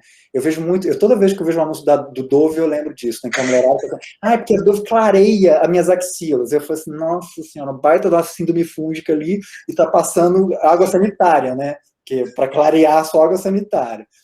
Então, vocês vão ver pacientes, principalmente de baixa renda, é muito característico isso. Sabe quando a pessoa tem uma feridinha, que aí tem um halo escuro em torno dessa feridinha? Isso é um sinal claro de problema, de desbiose, de síndrome fúngica. Aí a gente precisa da ajuda de vocês. A gente precisa usar um antifúngico. Só que se você usar um antifúngico, você vai matar as bactérias boas que tem ali. Então a gente pede para os médicos prescreverem um antifúngico de neném, que é a nistatina, que é para sapinho, que a gente fala, né, popularmente, né, que se dá para neném. E aí o pessoal faz o tratamento, o médico prescreve isso, e aí a gente começa o tratamento contra a síndrome fúngica, tirando açúcar, tirando farinha de trigo, tirando amido. E aí repovoa essa microbiota com fibra, tá? Porque para você constituir a microbiota, você precisa de fibra, você precisa de alimento, e aí esse indivíduo acaba a candidíase dele, acaba os problemas de unha, acaba os problemas orais, e essas manchas que ele tem começam a sumir. Tá? Com isso, diarreia some, e ele começa a melhorar do nada a dermatite que ele tem. Tá? Então, não tem CID para isso, não é uma doença, né? A gente não pode caracterizar isso como doença. Na medicina, quando a gente fala assim, síndrome fúngica, vocês olham para a gente tipo assim, como assim? Então, a gente deu esse nome, síndrome fúngica, porque, na verdade, o que a gente tem é uma grande proliferação do microbioma a partir de fungos. E a gente tem todos os sintomas de que a pessoa virou um grande local de crescimento de fungo. Tá? E aí o tratamento seria esse. Né? Você entra com antifúngico, leve, porque se você entrar com pesado, você vai danificar ainda mais o intestino desse indivíduo e vai fazendo protocolo. Aí você introduz o lactobacilo. Aí, na síndrome fúngica, depois que você fizer o tratamento, retira leite, retira trigo, tá? Por 15 dias, faz o uso da nistatina, prescrita pelo médico. Depois que você fizer isso, você tem que entrar com vitamina E, vitamina D, me ajuda aí. Óleo de orégano. Óleo de orégano, lactobacilos, e aí sim você pode pensar em cúrcuma, você pode pensar em gengibre, aí você pode pensar nesses outros componentes. Eu já peguei um paciente com síndrome fúngica, com micose de anos no pé, e eu tratei com óleo de orégano. E aí ele levou no dermato, a dermato falou assim, como que você tratou? Passava aquela esmalte, vai cortando, e nada, micose ali, você vai retirando esses alérgicos, Renato disse. E aí entrei com óleo de orégano, graças a Deus aqui de fora a gente agora tem óleo de orégano, antigamente não existia óleo de orégano no Brasil, existia, mas era uma empresa só e era caríssimo. Hoje a gente já consegue ter o óleo de orégano mais acessível. E, assim, maravilhoso o antifúngico natural, o óleo de orégano, muito bom, junto com o óleo de coco, né, porque é fonte de TCM, né, e aí ajuda muito, até na questão de cândida também, ajuda bastante o óleo de coco. A gente não prescreve, mas vocês vão ver daqui para frente que tem muito ginecologista colocando óvulo de óleo de coco. Inclusive, junto com o óleo de probiótico, né? O óleo de coco, ele tem um ácido graxo que é antifúngico, tá? Então, quando você usa o óleo de coco em cápsulas, né, na verdade, em óvulos, na vagina, você diminui drasticamente o crescimento da cândida. Tá? Sim, então, fantástico. A gente não pode, né, de jeito nenhum, fazer isso, mas a gente sempre conversa com um colega que é médico, assim, faz, tipo assim, eu não posso prescrever. Óleo de melaleuca também ajuda bastante, né? Óleo de coco. E para a pele também, tá? Quem tem dermatite, em época de crise, ajuda bastante, né? Então é isso. E aí, por que esse intestino, então, é um órgão potencialmente inflamatório? Por tudo isso que a gente está falando. O primeiro lugar de barreira é o intestino. Se o seu intestino ele não está bem, ele não funciona mais como uma barreira para o organismo. E aí o que vai acontecer? O seu organismo fica susceptível. Bom, as alergias imediatas são fáceis. É o que a Janaína falou. Eu tomo leite, em 5 minutos eu começo a coçar. Essas a gente detecta. Mas existe um tipo de alergia que é chamado de alergia tardia. Né? E aí você vai estar atuando com complexo isto-complemento. Tá? Então você tem o leite, você é alérgico ao leite, você produziu um anticorpo ao leite, e aí o seu organismo produz um anticorpo contra o seu anticorpo. É basicamente isso. Ok? Tá claro? Quando isso acontece, você não tem reação nenhuma. Porque olha só, você tomou leite, veio o seu anticorpo, só que imediatamente, quando vai fazer reação alérgica, vem um outro anticorpo, barra o seu anticorpo. Você não sente nada. Você toma o leite de boa e assim, tô curado. Né? A Vitória vai virar assim, Renato falou que eu tinha alergia a trigo, tô curada. Tô sentindo mais nada, tô comendo 15 pães por dia e tô de boa. Primeira coisa que vai alterar, seu cortisol. A Vitória tá rindo. Vai alterar o seu cortisol. Como é que você detecta isso? O paciente não sente nada. Ele só vira e fala assim, eu tô num cansaço. Ana Luísa, eu tô muito cansado, doutora. Eu acordo cansado. Aí eu não quero levantar da cama. Se deixar, eu vou até 11 horas. Eu não durmo, mas eu também não levanto. Aí eu vou, como? Né? Eu como, mas assim, aquilo já me dá um mal-estar. Eu tenho muita azia, muito enjoo. 6 horas da tarde eu tenho um sono. Mas eu tenho um sono que nada me tira da cama. Se eu sentar, eu durmo sentado. Se o paciente vira para você e começa a falar isso, você já fica assim, e que horas que você dorme? Não, aí eu tenho insônia à noite. Aí eu não consigo dormir à noite. Aí você dá aquele sorrisinho assim, tá. Então, você tem uma alergia tardia. Você vai dosar o cortisol desse indivíduo, vai estar alterado, e ele alterou o ciclo circadiano dele todinho. Ele está trocando o dia pela noite, e não é porque ele quer, ele realmente não consegue. O cortisol dele, ao invés de subir às 6 horas da manhã, ele não sobe, mas ele também não cai. Ele não chega no topo e fica no meio o dia inteiro. Se o meu cortisol está médio o dia inteiro, se eu fizer um exame bioquímico, ele não vai estar alto. Ele vai estar num nível dentro dos tercis. tá? Que é uma coisa que na nutrição a gente já usa, eu não sei se vocês estão usando agora. Os exames vêm assim, né? Ele vem dividido em tercis. Então a gente diz que ele está na faixa de adequação. Só que para a nutrição, se ele estiver no primeiro e no último tercio, está com problema. Tá? A gente só aceita se estiver no meio. E aí, esse cortisol vai estar ali, tá? Sem muita alteração. Só que ele vai estar ali o dia inteiro. Ele vai aumentar a interleucina 6, vai aumentar a interleucina 1 e vai acabar com a sua interleucina 10. Você vai viver um processo de inflamação crônica por anos a fio. Aí começam os problemas. Vem as doenças crônicas e aí você vai tratar, né? Então você vai entrar com hipoglicemiante, vai entrar com glifage, você vai entrar com estatina, você vai começar a entrar com todos os medicamentos. E aí ele começa, depois de um tempo, a desenvolver uma doença autoimune. Se vocês olharem e perguntarem para os professores de vocês como é que é a evolução dos pacientes, vocês vão ver que eles vão evoluindo, chegam polimedicados e chegam, no final, a uma doença autoimune. Tudo isso é exatamente por conta desses processos de alergias tardias. Tá? Então, isso não tem um artigo que eu viro para vocês e falo assim, olha, tá aqui, ó, tá nesse artigo comprovando. Mas você começa a juntar as peças do quebra-cabeça e as reações, tá? E aí o que você vai ver nesse indivíduo? Por exemplo, você vai ver que a proteína C reativa dele não está alta. Né, Janaína? Muitas vezes, normalzinho. Mas você vai ver que outras reações estão acontecendo. Vitamina D, lá embaixo. Tá? Porque Eosinófilo alto, né? Eosinófilo, basófilo. Eosinófilo, alterados. Não necessariamente altos. Neutrófilos alterados. Tá? Não necessariamente muito altos. Só uma leve alteração. E aí... Nossa, qual é o outro marcador de inflamação? Que agora eu perdi mesmo. Eosinófilo, basófilo, proteína C reativa, e tem aquele que a gente fala que dá calcificação ectópica se você der vitamina D em excesso. Fugiu. Daqui a pouco eu lembro. Você sabe qual que é, né? Eu também sei, só não consigo lembrar.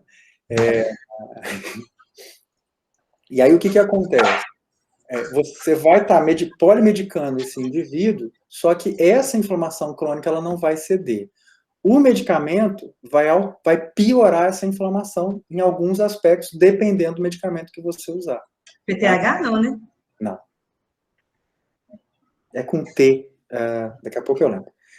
Tá? E aí a gente precisa entender o que está acontecendo. Onde que está o processo de alergia tardia desse indivíduo. A gente teve uma aula de fitoterapia semana passada, o professor era médico, eu perguntei para ele assim, tem como desensibilizar esse indivíduo? Resposta dele, não. Não. Nem com as vacinas, né? Nem com as vacinas. Você tem que tirar o alimento que está causando o problema. E aí é exatamente isso. Quando você nasce, dependendo do que a sua mãe te deu, você desenvolve algo que a gente chama de nutrigenética, nutrigenômica e epigenética. A epigenética é o que você consumiu altera a expressão do seu DNA. Então, você tem lá as histonas metiladas, a epigenética ou metila o que não deve, ou desmetila o que não deve. Você vai expressar aquilo para o resto da sua vida. Seus filhos não expressam, mas você vai expressar. Essa é a programação metabólica genética que você tem. Num determinado ponto da sua vida, por excesso de estímulo, ou por estresse, ou por alguma inflamação que você teve, você desencadeia esse processo epigenético. E aí você passa a ter, né, uma sensibilização a esses alimentos. A partir do momento que você foi sensibilizado, não há mais o que fazer. O que acontece? Na Suécia, em 1980, eles tiveram um surto de doença celíaca. Do nada. Tá? E aí eles perceberam que as crianças que estavam tendo doença celíaca começaram a aumentar a população exatamente a partir do momento que eles viraram o seguinte, olha, não é tão complicado assim dar leite. Você pode dar o leite materno, mas você pode introduzir o alimento mais cedo para essas crianças. E o alimento que foi introduzido era pão. Quando eles introduziram o pão, essa proteína do pão, né, que é a gliadina e a glutenina, ele sensibiliza você. E aí você passa a desenvolver a doença celíaca. Essa programação genética, que a gente chama de epigenética, está relacionado principalmente aos primeiros 1000 dias da nossa vida. Ok? Então, para as meninas, para os meninos que vão fazer a parte de pediatria, de obstetrícia, pelo amor de Deus, não dá leite de vaca para as crianças. Não dá não para essas crianças. Não dá fórmula. Não dá fórmula. Incentiva ao máximo. Porque o que a gente vê hoje? O neném nasce e ele vai ter, se ele for separado da mãe, ele vai ter uma hipoglicemia. O que alguns hospitais fazem? Introduzem uma fórmula láctea para essa criança não fazer um pico hipoglicêmico. Ali você fez a epigenética dessa criança. Então você alterou todo o futuro dela. O simples fato de você dar uma única vez, os artigos mostram que você já melou o processo. Tá? A própria questão da cesariana, né, de não ter o contato. Então, assim, eu tenho uma filha que faz enfermagem, eu tenho muitos amigos enfermeiros. O que o pessoal da enfermagem faz? Pega uma gaze, passa na mucosa vaginal e passa na cara da criança para restaurar a microbiota dessa criança. Porque essa primeira microbiota ela é fundamental para essa criança desenvolver uma boa epigenética. Tá? Então, essas coisas que a gente fala assim, que a Fernanda está olhando com a sobrancelha quase juntando, tipo assim, gente, eu nunca ouvi falar disso. Se eu falar isso com pessoas, eles vão matar a gente. Então, é do mundo. É aquilo que vocês nunca vão ouvir numa sala de aula. Por quê? Porque esse é o lado mais naturalista, né, da gente que não pode usar medicamento. Então, a gente tem que encontrar uma solução viável para o processo. Na busca dessa solução viável, a gente começou a pesquisar e começou a descobrir essas coisas. Então, quem me ensinou essa parte da microbiota do neném foi uma enfermeira, né, doutora em enfermagem, que falou assim, Renato, o menino nasce cesariano, eu pego a gás e taco na cara do menino. Eu falei assim, sério? Eu fiz a mesma cara com o Fernando, entendeu? Sério? Ela falou assim, sério. Né? E da mesma forma, tipo assim, né, evitar, né, se for o caso, fazer a ordenha da mãe logo após que o neném nasce, e se for dar o leite para prevenir essa hipoglicemia, que seja o leite materno. Renato, e quando não pode dar o leite materno? Aí não tem jeito. Aí ou você lança a mão no caso, se a mãe não pode oferecer ou banco de leite, né? Ou se a criança, por algum motivo, não pode, você assume o fato de que a epigenética dela vai ser alterada.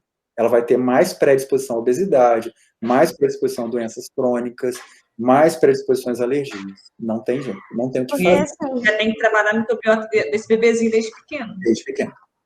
Porque no período passado eu fiz estágio no UTI neonatal, né? E aí a gente via muitos casos de mães que logo em seguida eram internadas, usavam de medicação e não podiam amamentar. Mesmo tendo leite materno, né? E aí a gente não, os médicos, né, lá, eles prescreviam o NAN, ou então alguma outra fórmula, Aptamil, pré, essas coisas assim. E era porque realmente não tinha como, né?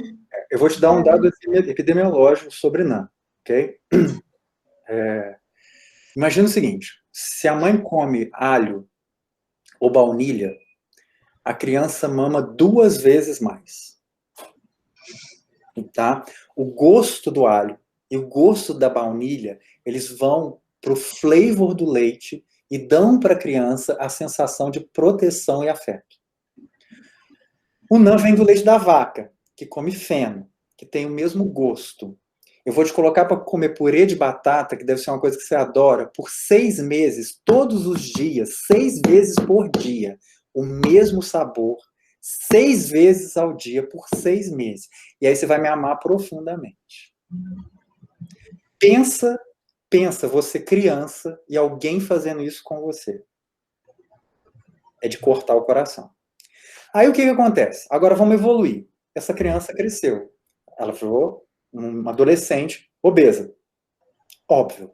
Qual é a dieta do obeso? O obeso come muito. Mas ele come variado? Não, ele come a mesma coisa.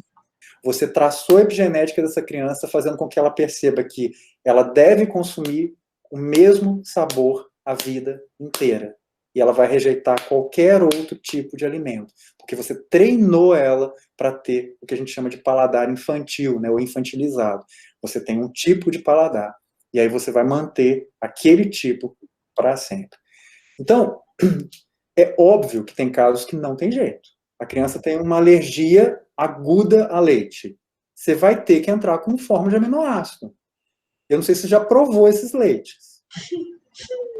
Eu tive a oportunidade, mas preferi não. E o preço também é surreal. Amarga igual fel, mas igual fel, porque é aminoácido puro. Né? Você vai quebrar aquilo em pequenos peptídeos e aminoácidos. Então, naturalmente, você vai rejeitar o azedo e o amargo e vai preferir o doce. Por quê? Você está tomando leite, é a sua única fonte de alimento.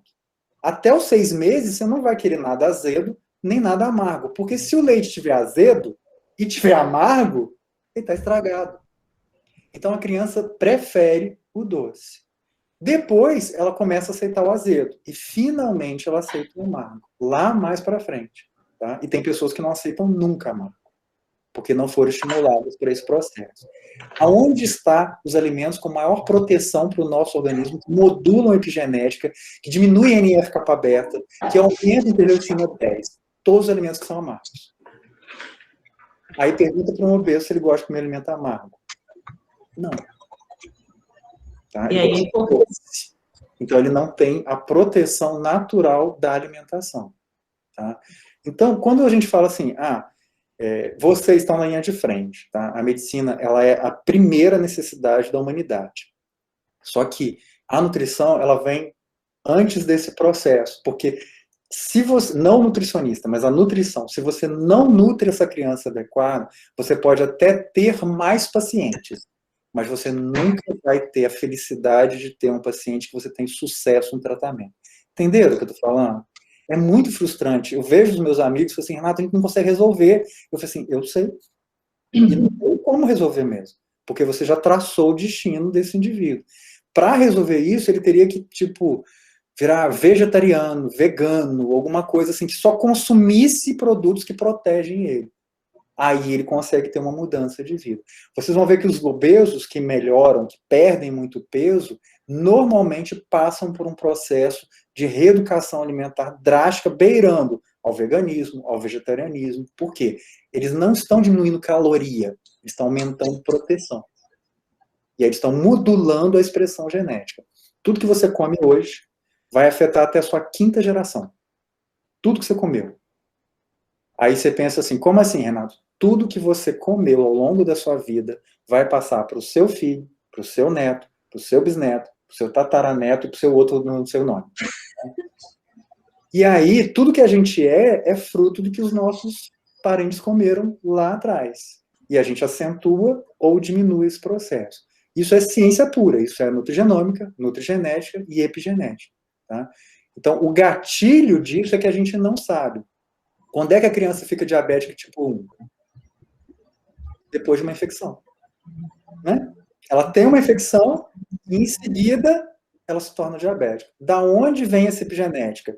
O leite de vaca tem imunoglobulinas que são muito parecidas com as nossas. Só que o excesso de consumo de leite de vaca faz com que você crie um anticorpo contra essas imunoglobulinas. Elas se parecem com proteínas da membrana das células das ilhotas de Langerhans. Quando você inflama, você aumenta a produção de anticorpos de uma forma geral. Quando a gente está doente, o que dão para a gente? Leitinho, mingauzinho, papapá, papapá.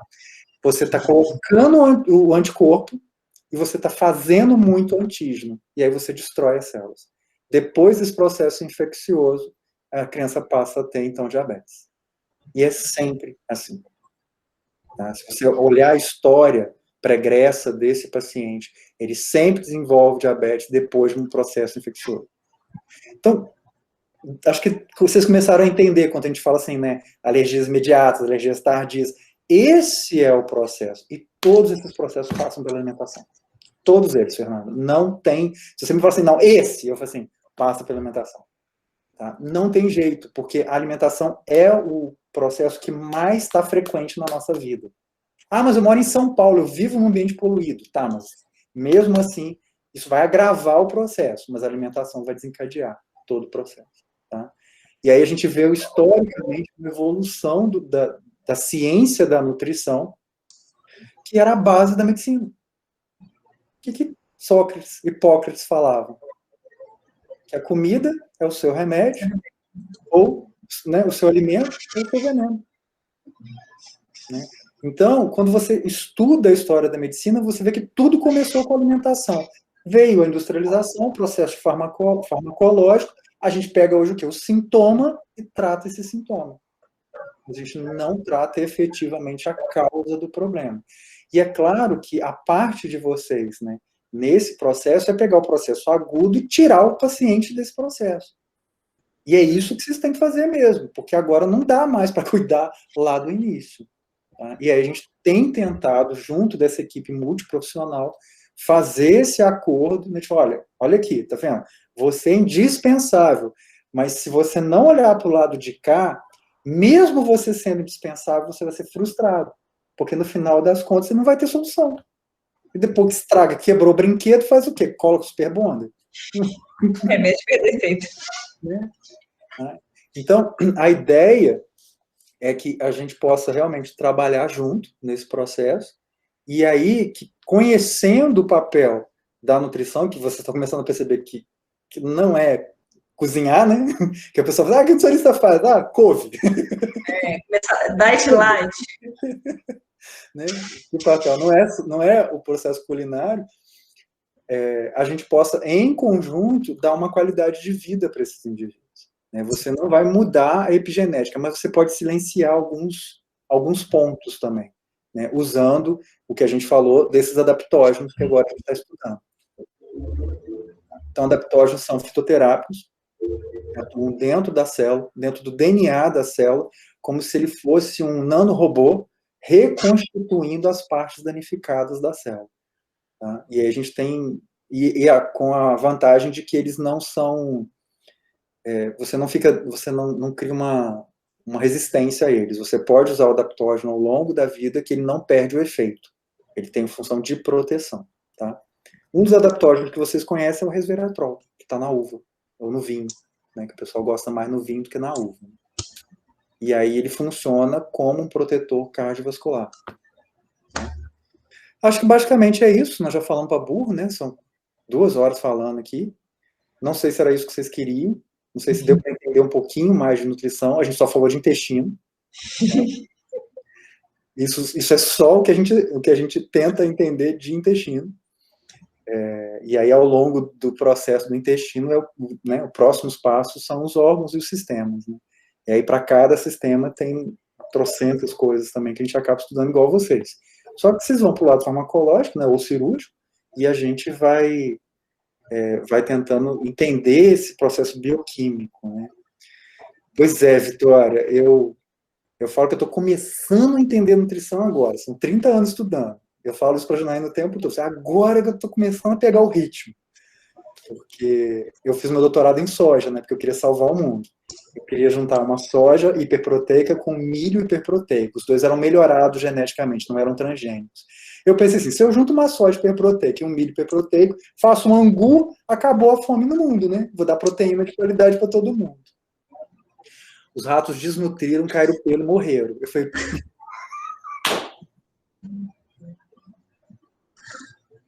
Essa história é ótima. Eu não publiquei meu doutorado. Não pude publicar. Melhoramento genético, você cruza 2 plantas. Uma produz muita proteína, a outra produz muita fibra. Você vai selecionando desse cruzamento a que produz proteína, cada vez mais. Tá? E aí você melhorou a planta.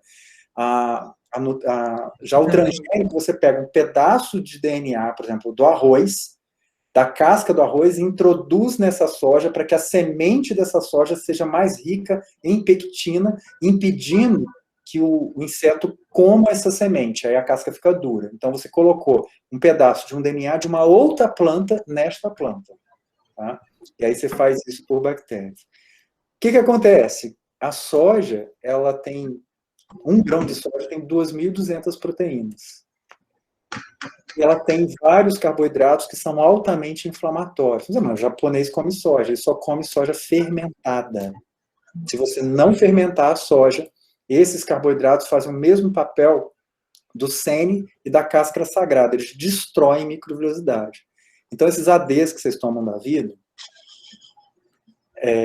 aquilo não faz bem, não, tá? Você pode comer tofu, miso, isso você pode comer, mas soja, se tiver soja na composição, foge. Isso causa uma inflamação intestinal medonha. Só que isso era o estudo de 10 anos do meu orientador. Proteína texturizada, nem pensar. É a mesma coisa, piora. E aí eu não tive coragem de publicar, porque, né, eu ia, tipo, né, manchar toda a carreira que ele teve. Então, esse doutorado está guardadinho. Né? Nunca publiquei, mas todo mundo sabia que o trem era feio. Eles mudaram toda a linha de pesquisa do Instituto depois do meu doutorado, porque eles perceberam que realmente estava dando problema. Né? Então, quando você pensa em alimentação, a gente está adaptado, né, como Darwin fala, a um tipo de alimentação. Quando você muda isso, o organismo tem que se readaptar. Né? E aí, o grande problema da humanidade é a mudança do perfil alimentar. Então, por exemplo, alguns indicadores dizem que o monofosfato, o bifosfato e o difosfato, que são usados como conservantes nos alimentos, impedem a bioconversão de colesterol em vitamina D. E esse é o grande problema da nossa vitamina D, está abaixo. A partir de hoje, vocês pegam os produtos que vocês comem e olhem os conservantes que tem. Monofosfato, bifosfato e trifosfato. Tá? Todos os produtos que a gente come tem isso. Então a gente tá assim, né? Tá, e faz o quê? Tem que parar, tem que fazer uma legislação para parar de colocar essas coisas nos alimentos. Porque senão a gente vai continuar adoecendo. Pensa bem, uma epidemia crônica, né, de deficiência de vitamina D num país tropical como o Brasil. Não tem lógica isso. Não tem lógica. A gente não está no Canadá, a gente não está na União Soviética, a gente não está em Londres, né? A gente está no Brasil, no meio do trópico. Então, esses processos alimentares é que realmente vêm causando grande problema. Tá? Acho que é isso. Dúvidas? Ana Luísa? Muito obrigada pela aula, gostei muito mesmo. Achei assim que quebrou muita coisa assim, de paradigma também que a gente tinha. Foi um conhecimento muito bom que a gente realmente não tem na faculdade. Eu fiquei com dúvida assim em relação ao leite, que é uma dúvida que eu já tenho, na verdade. Qual que seria a diferença do leite de cabra para o leite de vaca? E outra coisa também que eu fiquei em dúvida é com relação a pessoas, assim, pacientes que têm queixa de muita afta oral. Se isso tem a ver com desbiose, essas questões de alimentação também. Tá. Eu respondo do leite, a Janaína da afta, porque ela gosta. Ela gosta dessa coisa. Quando você pensa em leite de cabra, você tem que pensar em soluto renal. Tá? Carga de soluto renal. O leite de vaca tem uma carga de soluto renal, o leite materno tem uma outra carga, o leite de cabra tem outra. O leite de cabra tem uma carga de soluto renal muito grande. Significa que, para metabolizar esse leite, você vai fazer essa criança trabalhar, o rim dela vai trabalhar muito mais. Crianças que são amamentadas com leite de cabra tendem a ter mais problemas renais no futuro. Tá? Então, aí volta aquilo que a Fernanda falou. Mas não tem outro leite para dar. Assuma a epigenética disso. Tá? Porque entre não dar o leite e a criança desnutrir, e você dar o leite e a criança ter potencialmente um risco maior para aquilo, você vai tentar prevenir isso depois. Ok? Então a gente sempre pensa nisso. A gente está falando de imunoglobulinas. Tá? Cada organismo, cada animal vai ter a sua. E aí a gente vai reconhecer isso como próprio ou não próprio. Se essa criança vem por um processo de diarreia, né, o tempo todo, com o intestino fragilizado, e você taca um leite de cabra nela, mas parou a diarreia. A diarreia parou. Significa que a agressão ao intestino parou. Mas não necessariamente que não vai haver uma agressão posterior ao intestino. Tá? Então, o que você faz? Eu preciso alimentar essa criança. Você faz uma progressão disso. você começa com o que a gente chama de leite de arroz. E é isso mesmo, você pega o arroz, extrai a proteína do arroz e dá para essa criança até a diarreia dela parar. Aí você evolui para o leite de frango, que a gente pega a carne de frango, extrai, dá para essa criança. Tá? E aí você pensa num outro leite, mais liquefeito. Ela está perdendo peso, ela não está crescendo. Bom, se ela continuasse com diarreia, ela não só não ia estar crescendo, como ia estar morrendo. Então, não é o momento de recuperar rapidamente esse paciente. Porque todo o processo de produção de enzima digestiva dele está frágil. Ele não tem proteína para produzir enzima digestiva. Então, qualquer coisa que você der concentrado para ele, ele volta a estaca zero. Eu tive um paciente que ele veio sem a junção desse pedaço. Ele não tinha... Ele impedia. A gente teve que fazer. Fizeram uma traqueostomia nele e a gente dava por sonda gástrica. A gente ia evoluindo ele, chegava num determinado ponto que ele descambava tudo, ele perdia tudo que tinha ganhado. Até que a gente entendeu que, assim, não podia ser assim. Ele tinha que ser mais magro até ele ter 3 meses.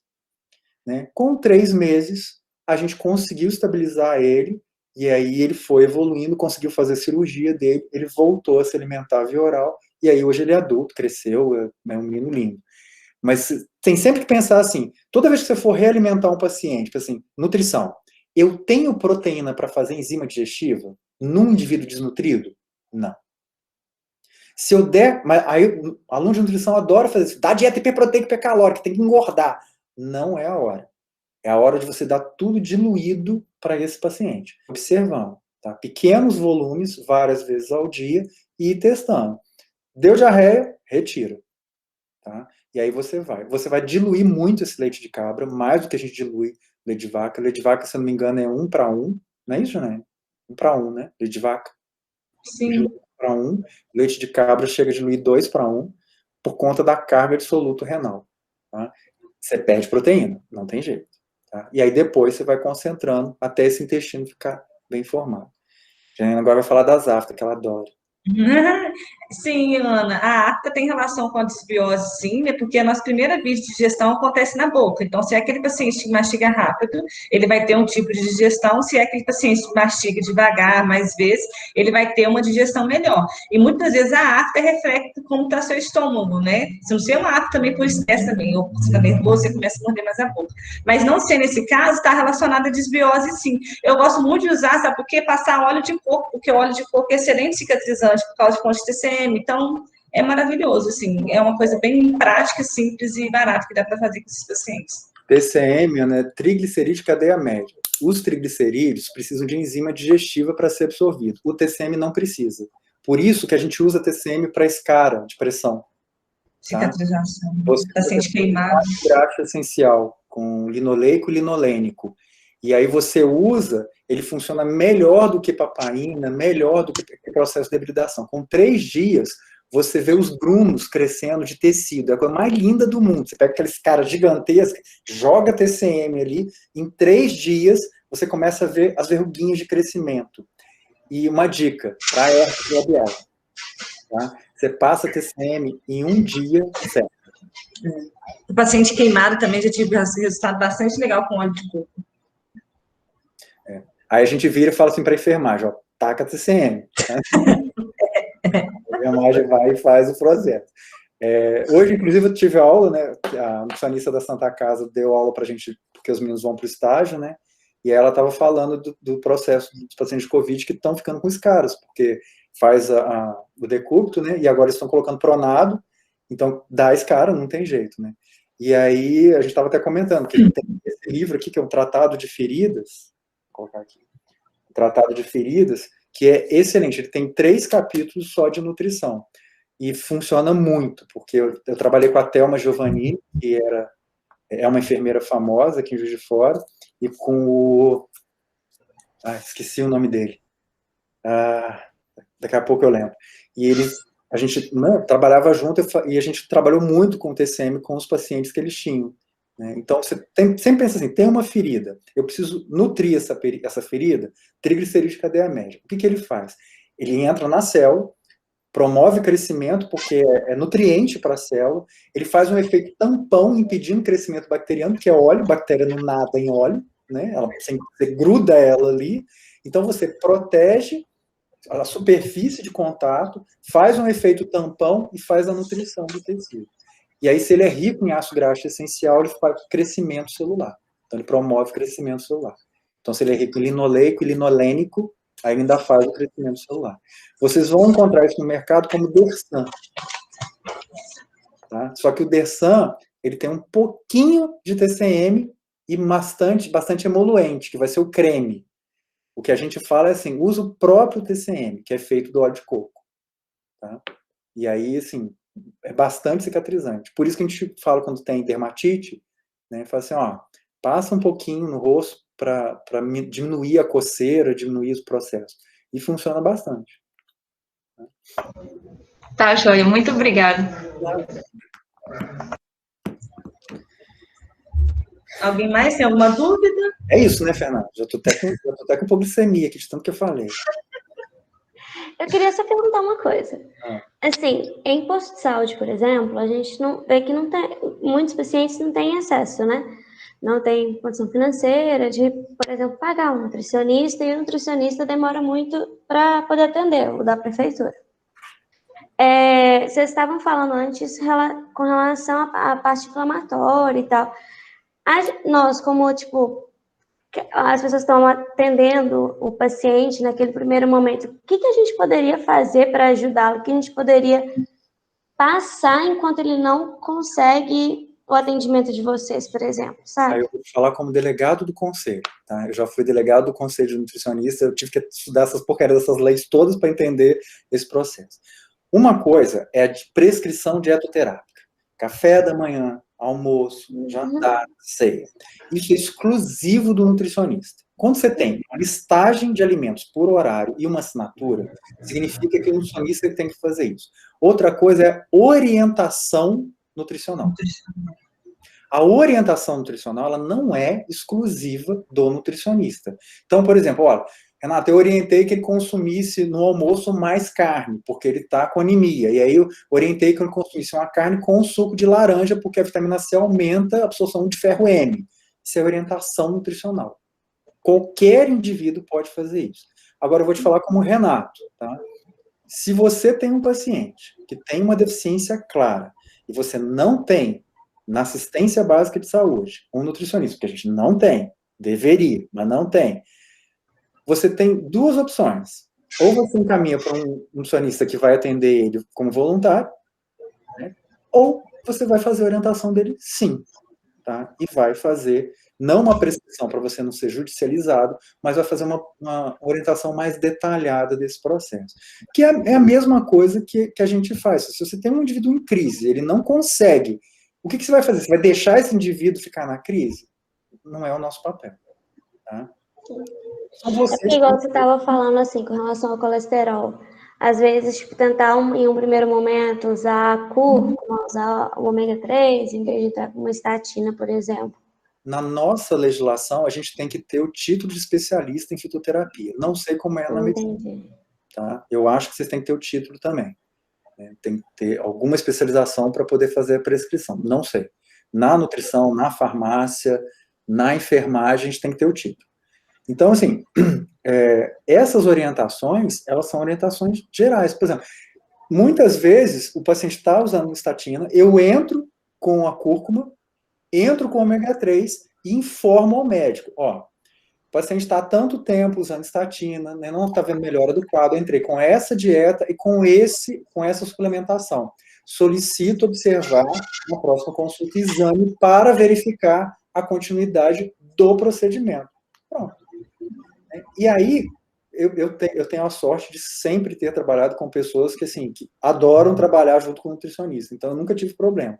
Normalmente, a gente chega à conclusão que a gente pode fazer a retirada do medicamento, que é o que, na verdade, a gente gostaria de fazer. Ninguém quer escravizar uma pessoa no medicamento pro resto da vida. Imagina, você tem que tomar um antihipertensivo pro resto da vida. Né? Agora, imagina a felicidade que você tem de um paciente virar para você assim, doutora Fernanda, a senhora tirou o meu remédio, eu estou curada, que a gente fala que é remissão, né? E a gente vê pouco isso hoje em dia. Mas, na verdade, a gente tirou a causa desse processo. Na prática, se o indivíduo está ali há 2 anos com o diagnóstico inicial, você consegue fazer alguma remissão. Depois de 2 anos, não dá mais. Tá? Então, assim, se você vai esperar, você não tem um nutricionista para te ajudar, você vai deixar o paciente? Não, faz a orientação alimentar, sim. Tá? Que a gente chama de orientação alimentar, né? Não é nem nutricional, é uma orientação da alimentação desse indivíduo. Não é uma prescrição, é uma orientação. Da mesma forma que a gente faz algumas orientações. Vai tomar, igual o paciente HIV, quando ele começa a ter muito problema com o medicamento, eu oriento, troca o horário. É uma orientação, e comunico. Solicitei ao paciente que trocasse o horário de uso do medicamento por queixa. Favor observar a conduta. Ok. Ninguém está competindo em quem manda, né? Não é um que manda no paciente, não é nosso. Né? O que você quer é uma melhor conduta, porque é tanta coisa que você tem que ver numa consulta, que se você não tiver um apoio, você não rende, não tem como. Tá? É isso, ter cuidado qual ômega que você vai prescrever. Não dá para ser esses ômegas coloridinhos, cheios de flu-flu, de R$20, né? Essas coisas tem que ter cuidado. As questões que a gente vai negociando. Você tem 2 tipos de ômega. O ômega 3, que vai ter o DHA, e o ômega 3, e um ômega 3 DHA. São inflamações diferentes. Ômega DHA, inflamação neurológica. Tá? É muito útil, por exemplo, para quem tem déficit de atenção. Com 2 cápsulas por dia, a pessoa melhora 70% do déficit de atenção leve, né? Não os déficits graves que tem que tomar Ritalina. Tá? Já o outro ômega é inflamação sistêmica. Tá? Intestino, articulação, tudo isso. E aí você precisa ter um selo chamado IFOS, que é um selo de qualidade que diz que esse ômega é livre de metal pesado, porque ele pode ser rico em mercúrio. E aí imagina, você está suplementando um óleo que está contaminado com mercúrio para esse paciente. Esse selo aqui. Logicamente, você vai destruir esse. Aí esse selinho que a Janaína está mostrando. É mais caro. Muito mais caro. Muito mais caro. Enquanto um vai custar 40, o outro vai custar 120. 90, 120. Aí você, se não tiver condição, linhaça. Sardinha. Tem mais uma coisa que eu esqueci. Não é chia, não. Tem uma outra. Hein? Gergelim? Gergelim, linhaça e chia. 2 colheres resolve. E a sardinha enlatada é o único produto industrializado que a gente tem saudável. Porque o único. Desde que você não consuma o óleo. O óleo da sardinha tira o metal pesado que está presente ali. Então, aí a sardinha fica... E fonte de Q10 também. É isso, gente. Obrigada. Mais uma vez. Mais alguma coisa? Não, não. Maravilhosa a aula, gente. Muito obrigada mesmo. Isso foi até legal, né, Maria Clara? É até legalzinho, né? É legal. Nossa, tudo que vocês falam, assim, dá para ver que a medicina realmente deve andar bem alinhada com as outras áreas da saúde, a nutrição, principalmente. Não dá para ter, assim, essa arrogância de achar que a gente dá conta de tudo. Imagina. Que não dá. Eu fico imaginando, se assim, você tem que prescrever o omeprazol, né, que é o que a Fernanda faz. Mas eu tenho que prescrever. Você tem que prescrever o omeprazol. Renato, eu tenho que prescrever. Ok, então eu vou prescrever isso para proteger o intestino desse indivíduo. Ok. Entendeu? A gente diminui bastante os efeitos. Né? Renato, eu tenho que prescrever uma Ritalina para o paciente. Tá, mas dá para diminuir a dose. Vamos entrar com um DHA, né? Vamos entrar ali com uma alimentação mais calma, vamos tirar um pouco o açúcar desse indivíduo para melhorar os neurônios dele, a biotransformação dele, e aí você diminui a dose. Então, se você não pode tirar, que você diminua a dose. Se você pode diminuir mais ainda, né, e controlar isso de uma outra forma, que se faça desse jeito. E aí os dois ganham. Né? E é muito legal isso. Né? Eu sempre trabalhei com pessoas. HIV é impossível trabalhar sozinho, né? E os médicos entendem que sem a nutrição o paciente não melhora. Porque é a base da inflamação intestinal. E não há nada que se possa fazer para melhorar essa inflamação que não seja através da fitoterapia, dos compostos bioativos. E aí acaba que sobra para a gente fazer isso. Né? É bem legal. Um dia, quando vocês quiserem voltarem, quiserem me visitar lá no ambulatório do CTA, na subida do Morro da Glória, vai ser um prazer. Aí vocês vão, atendem comigo, a gente faz uma consulta em conjunto. Bacana. Tá?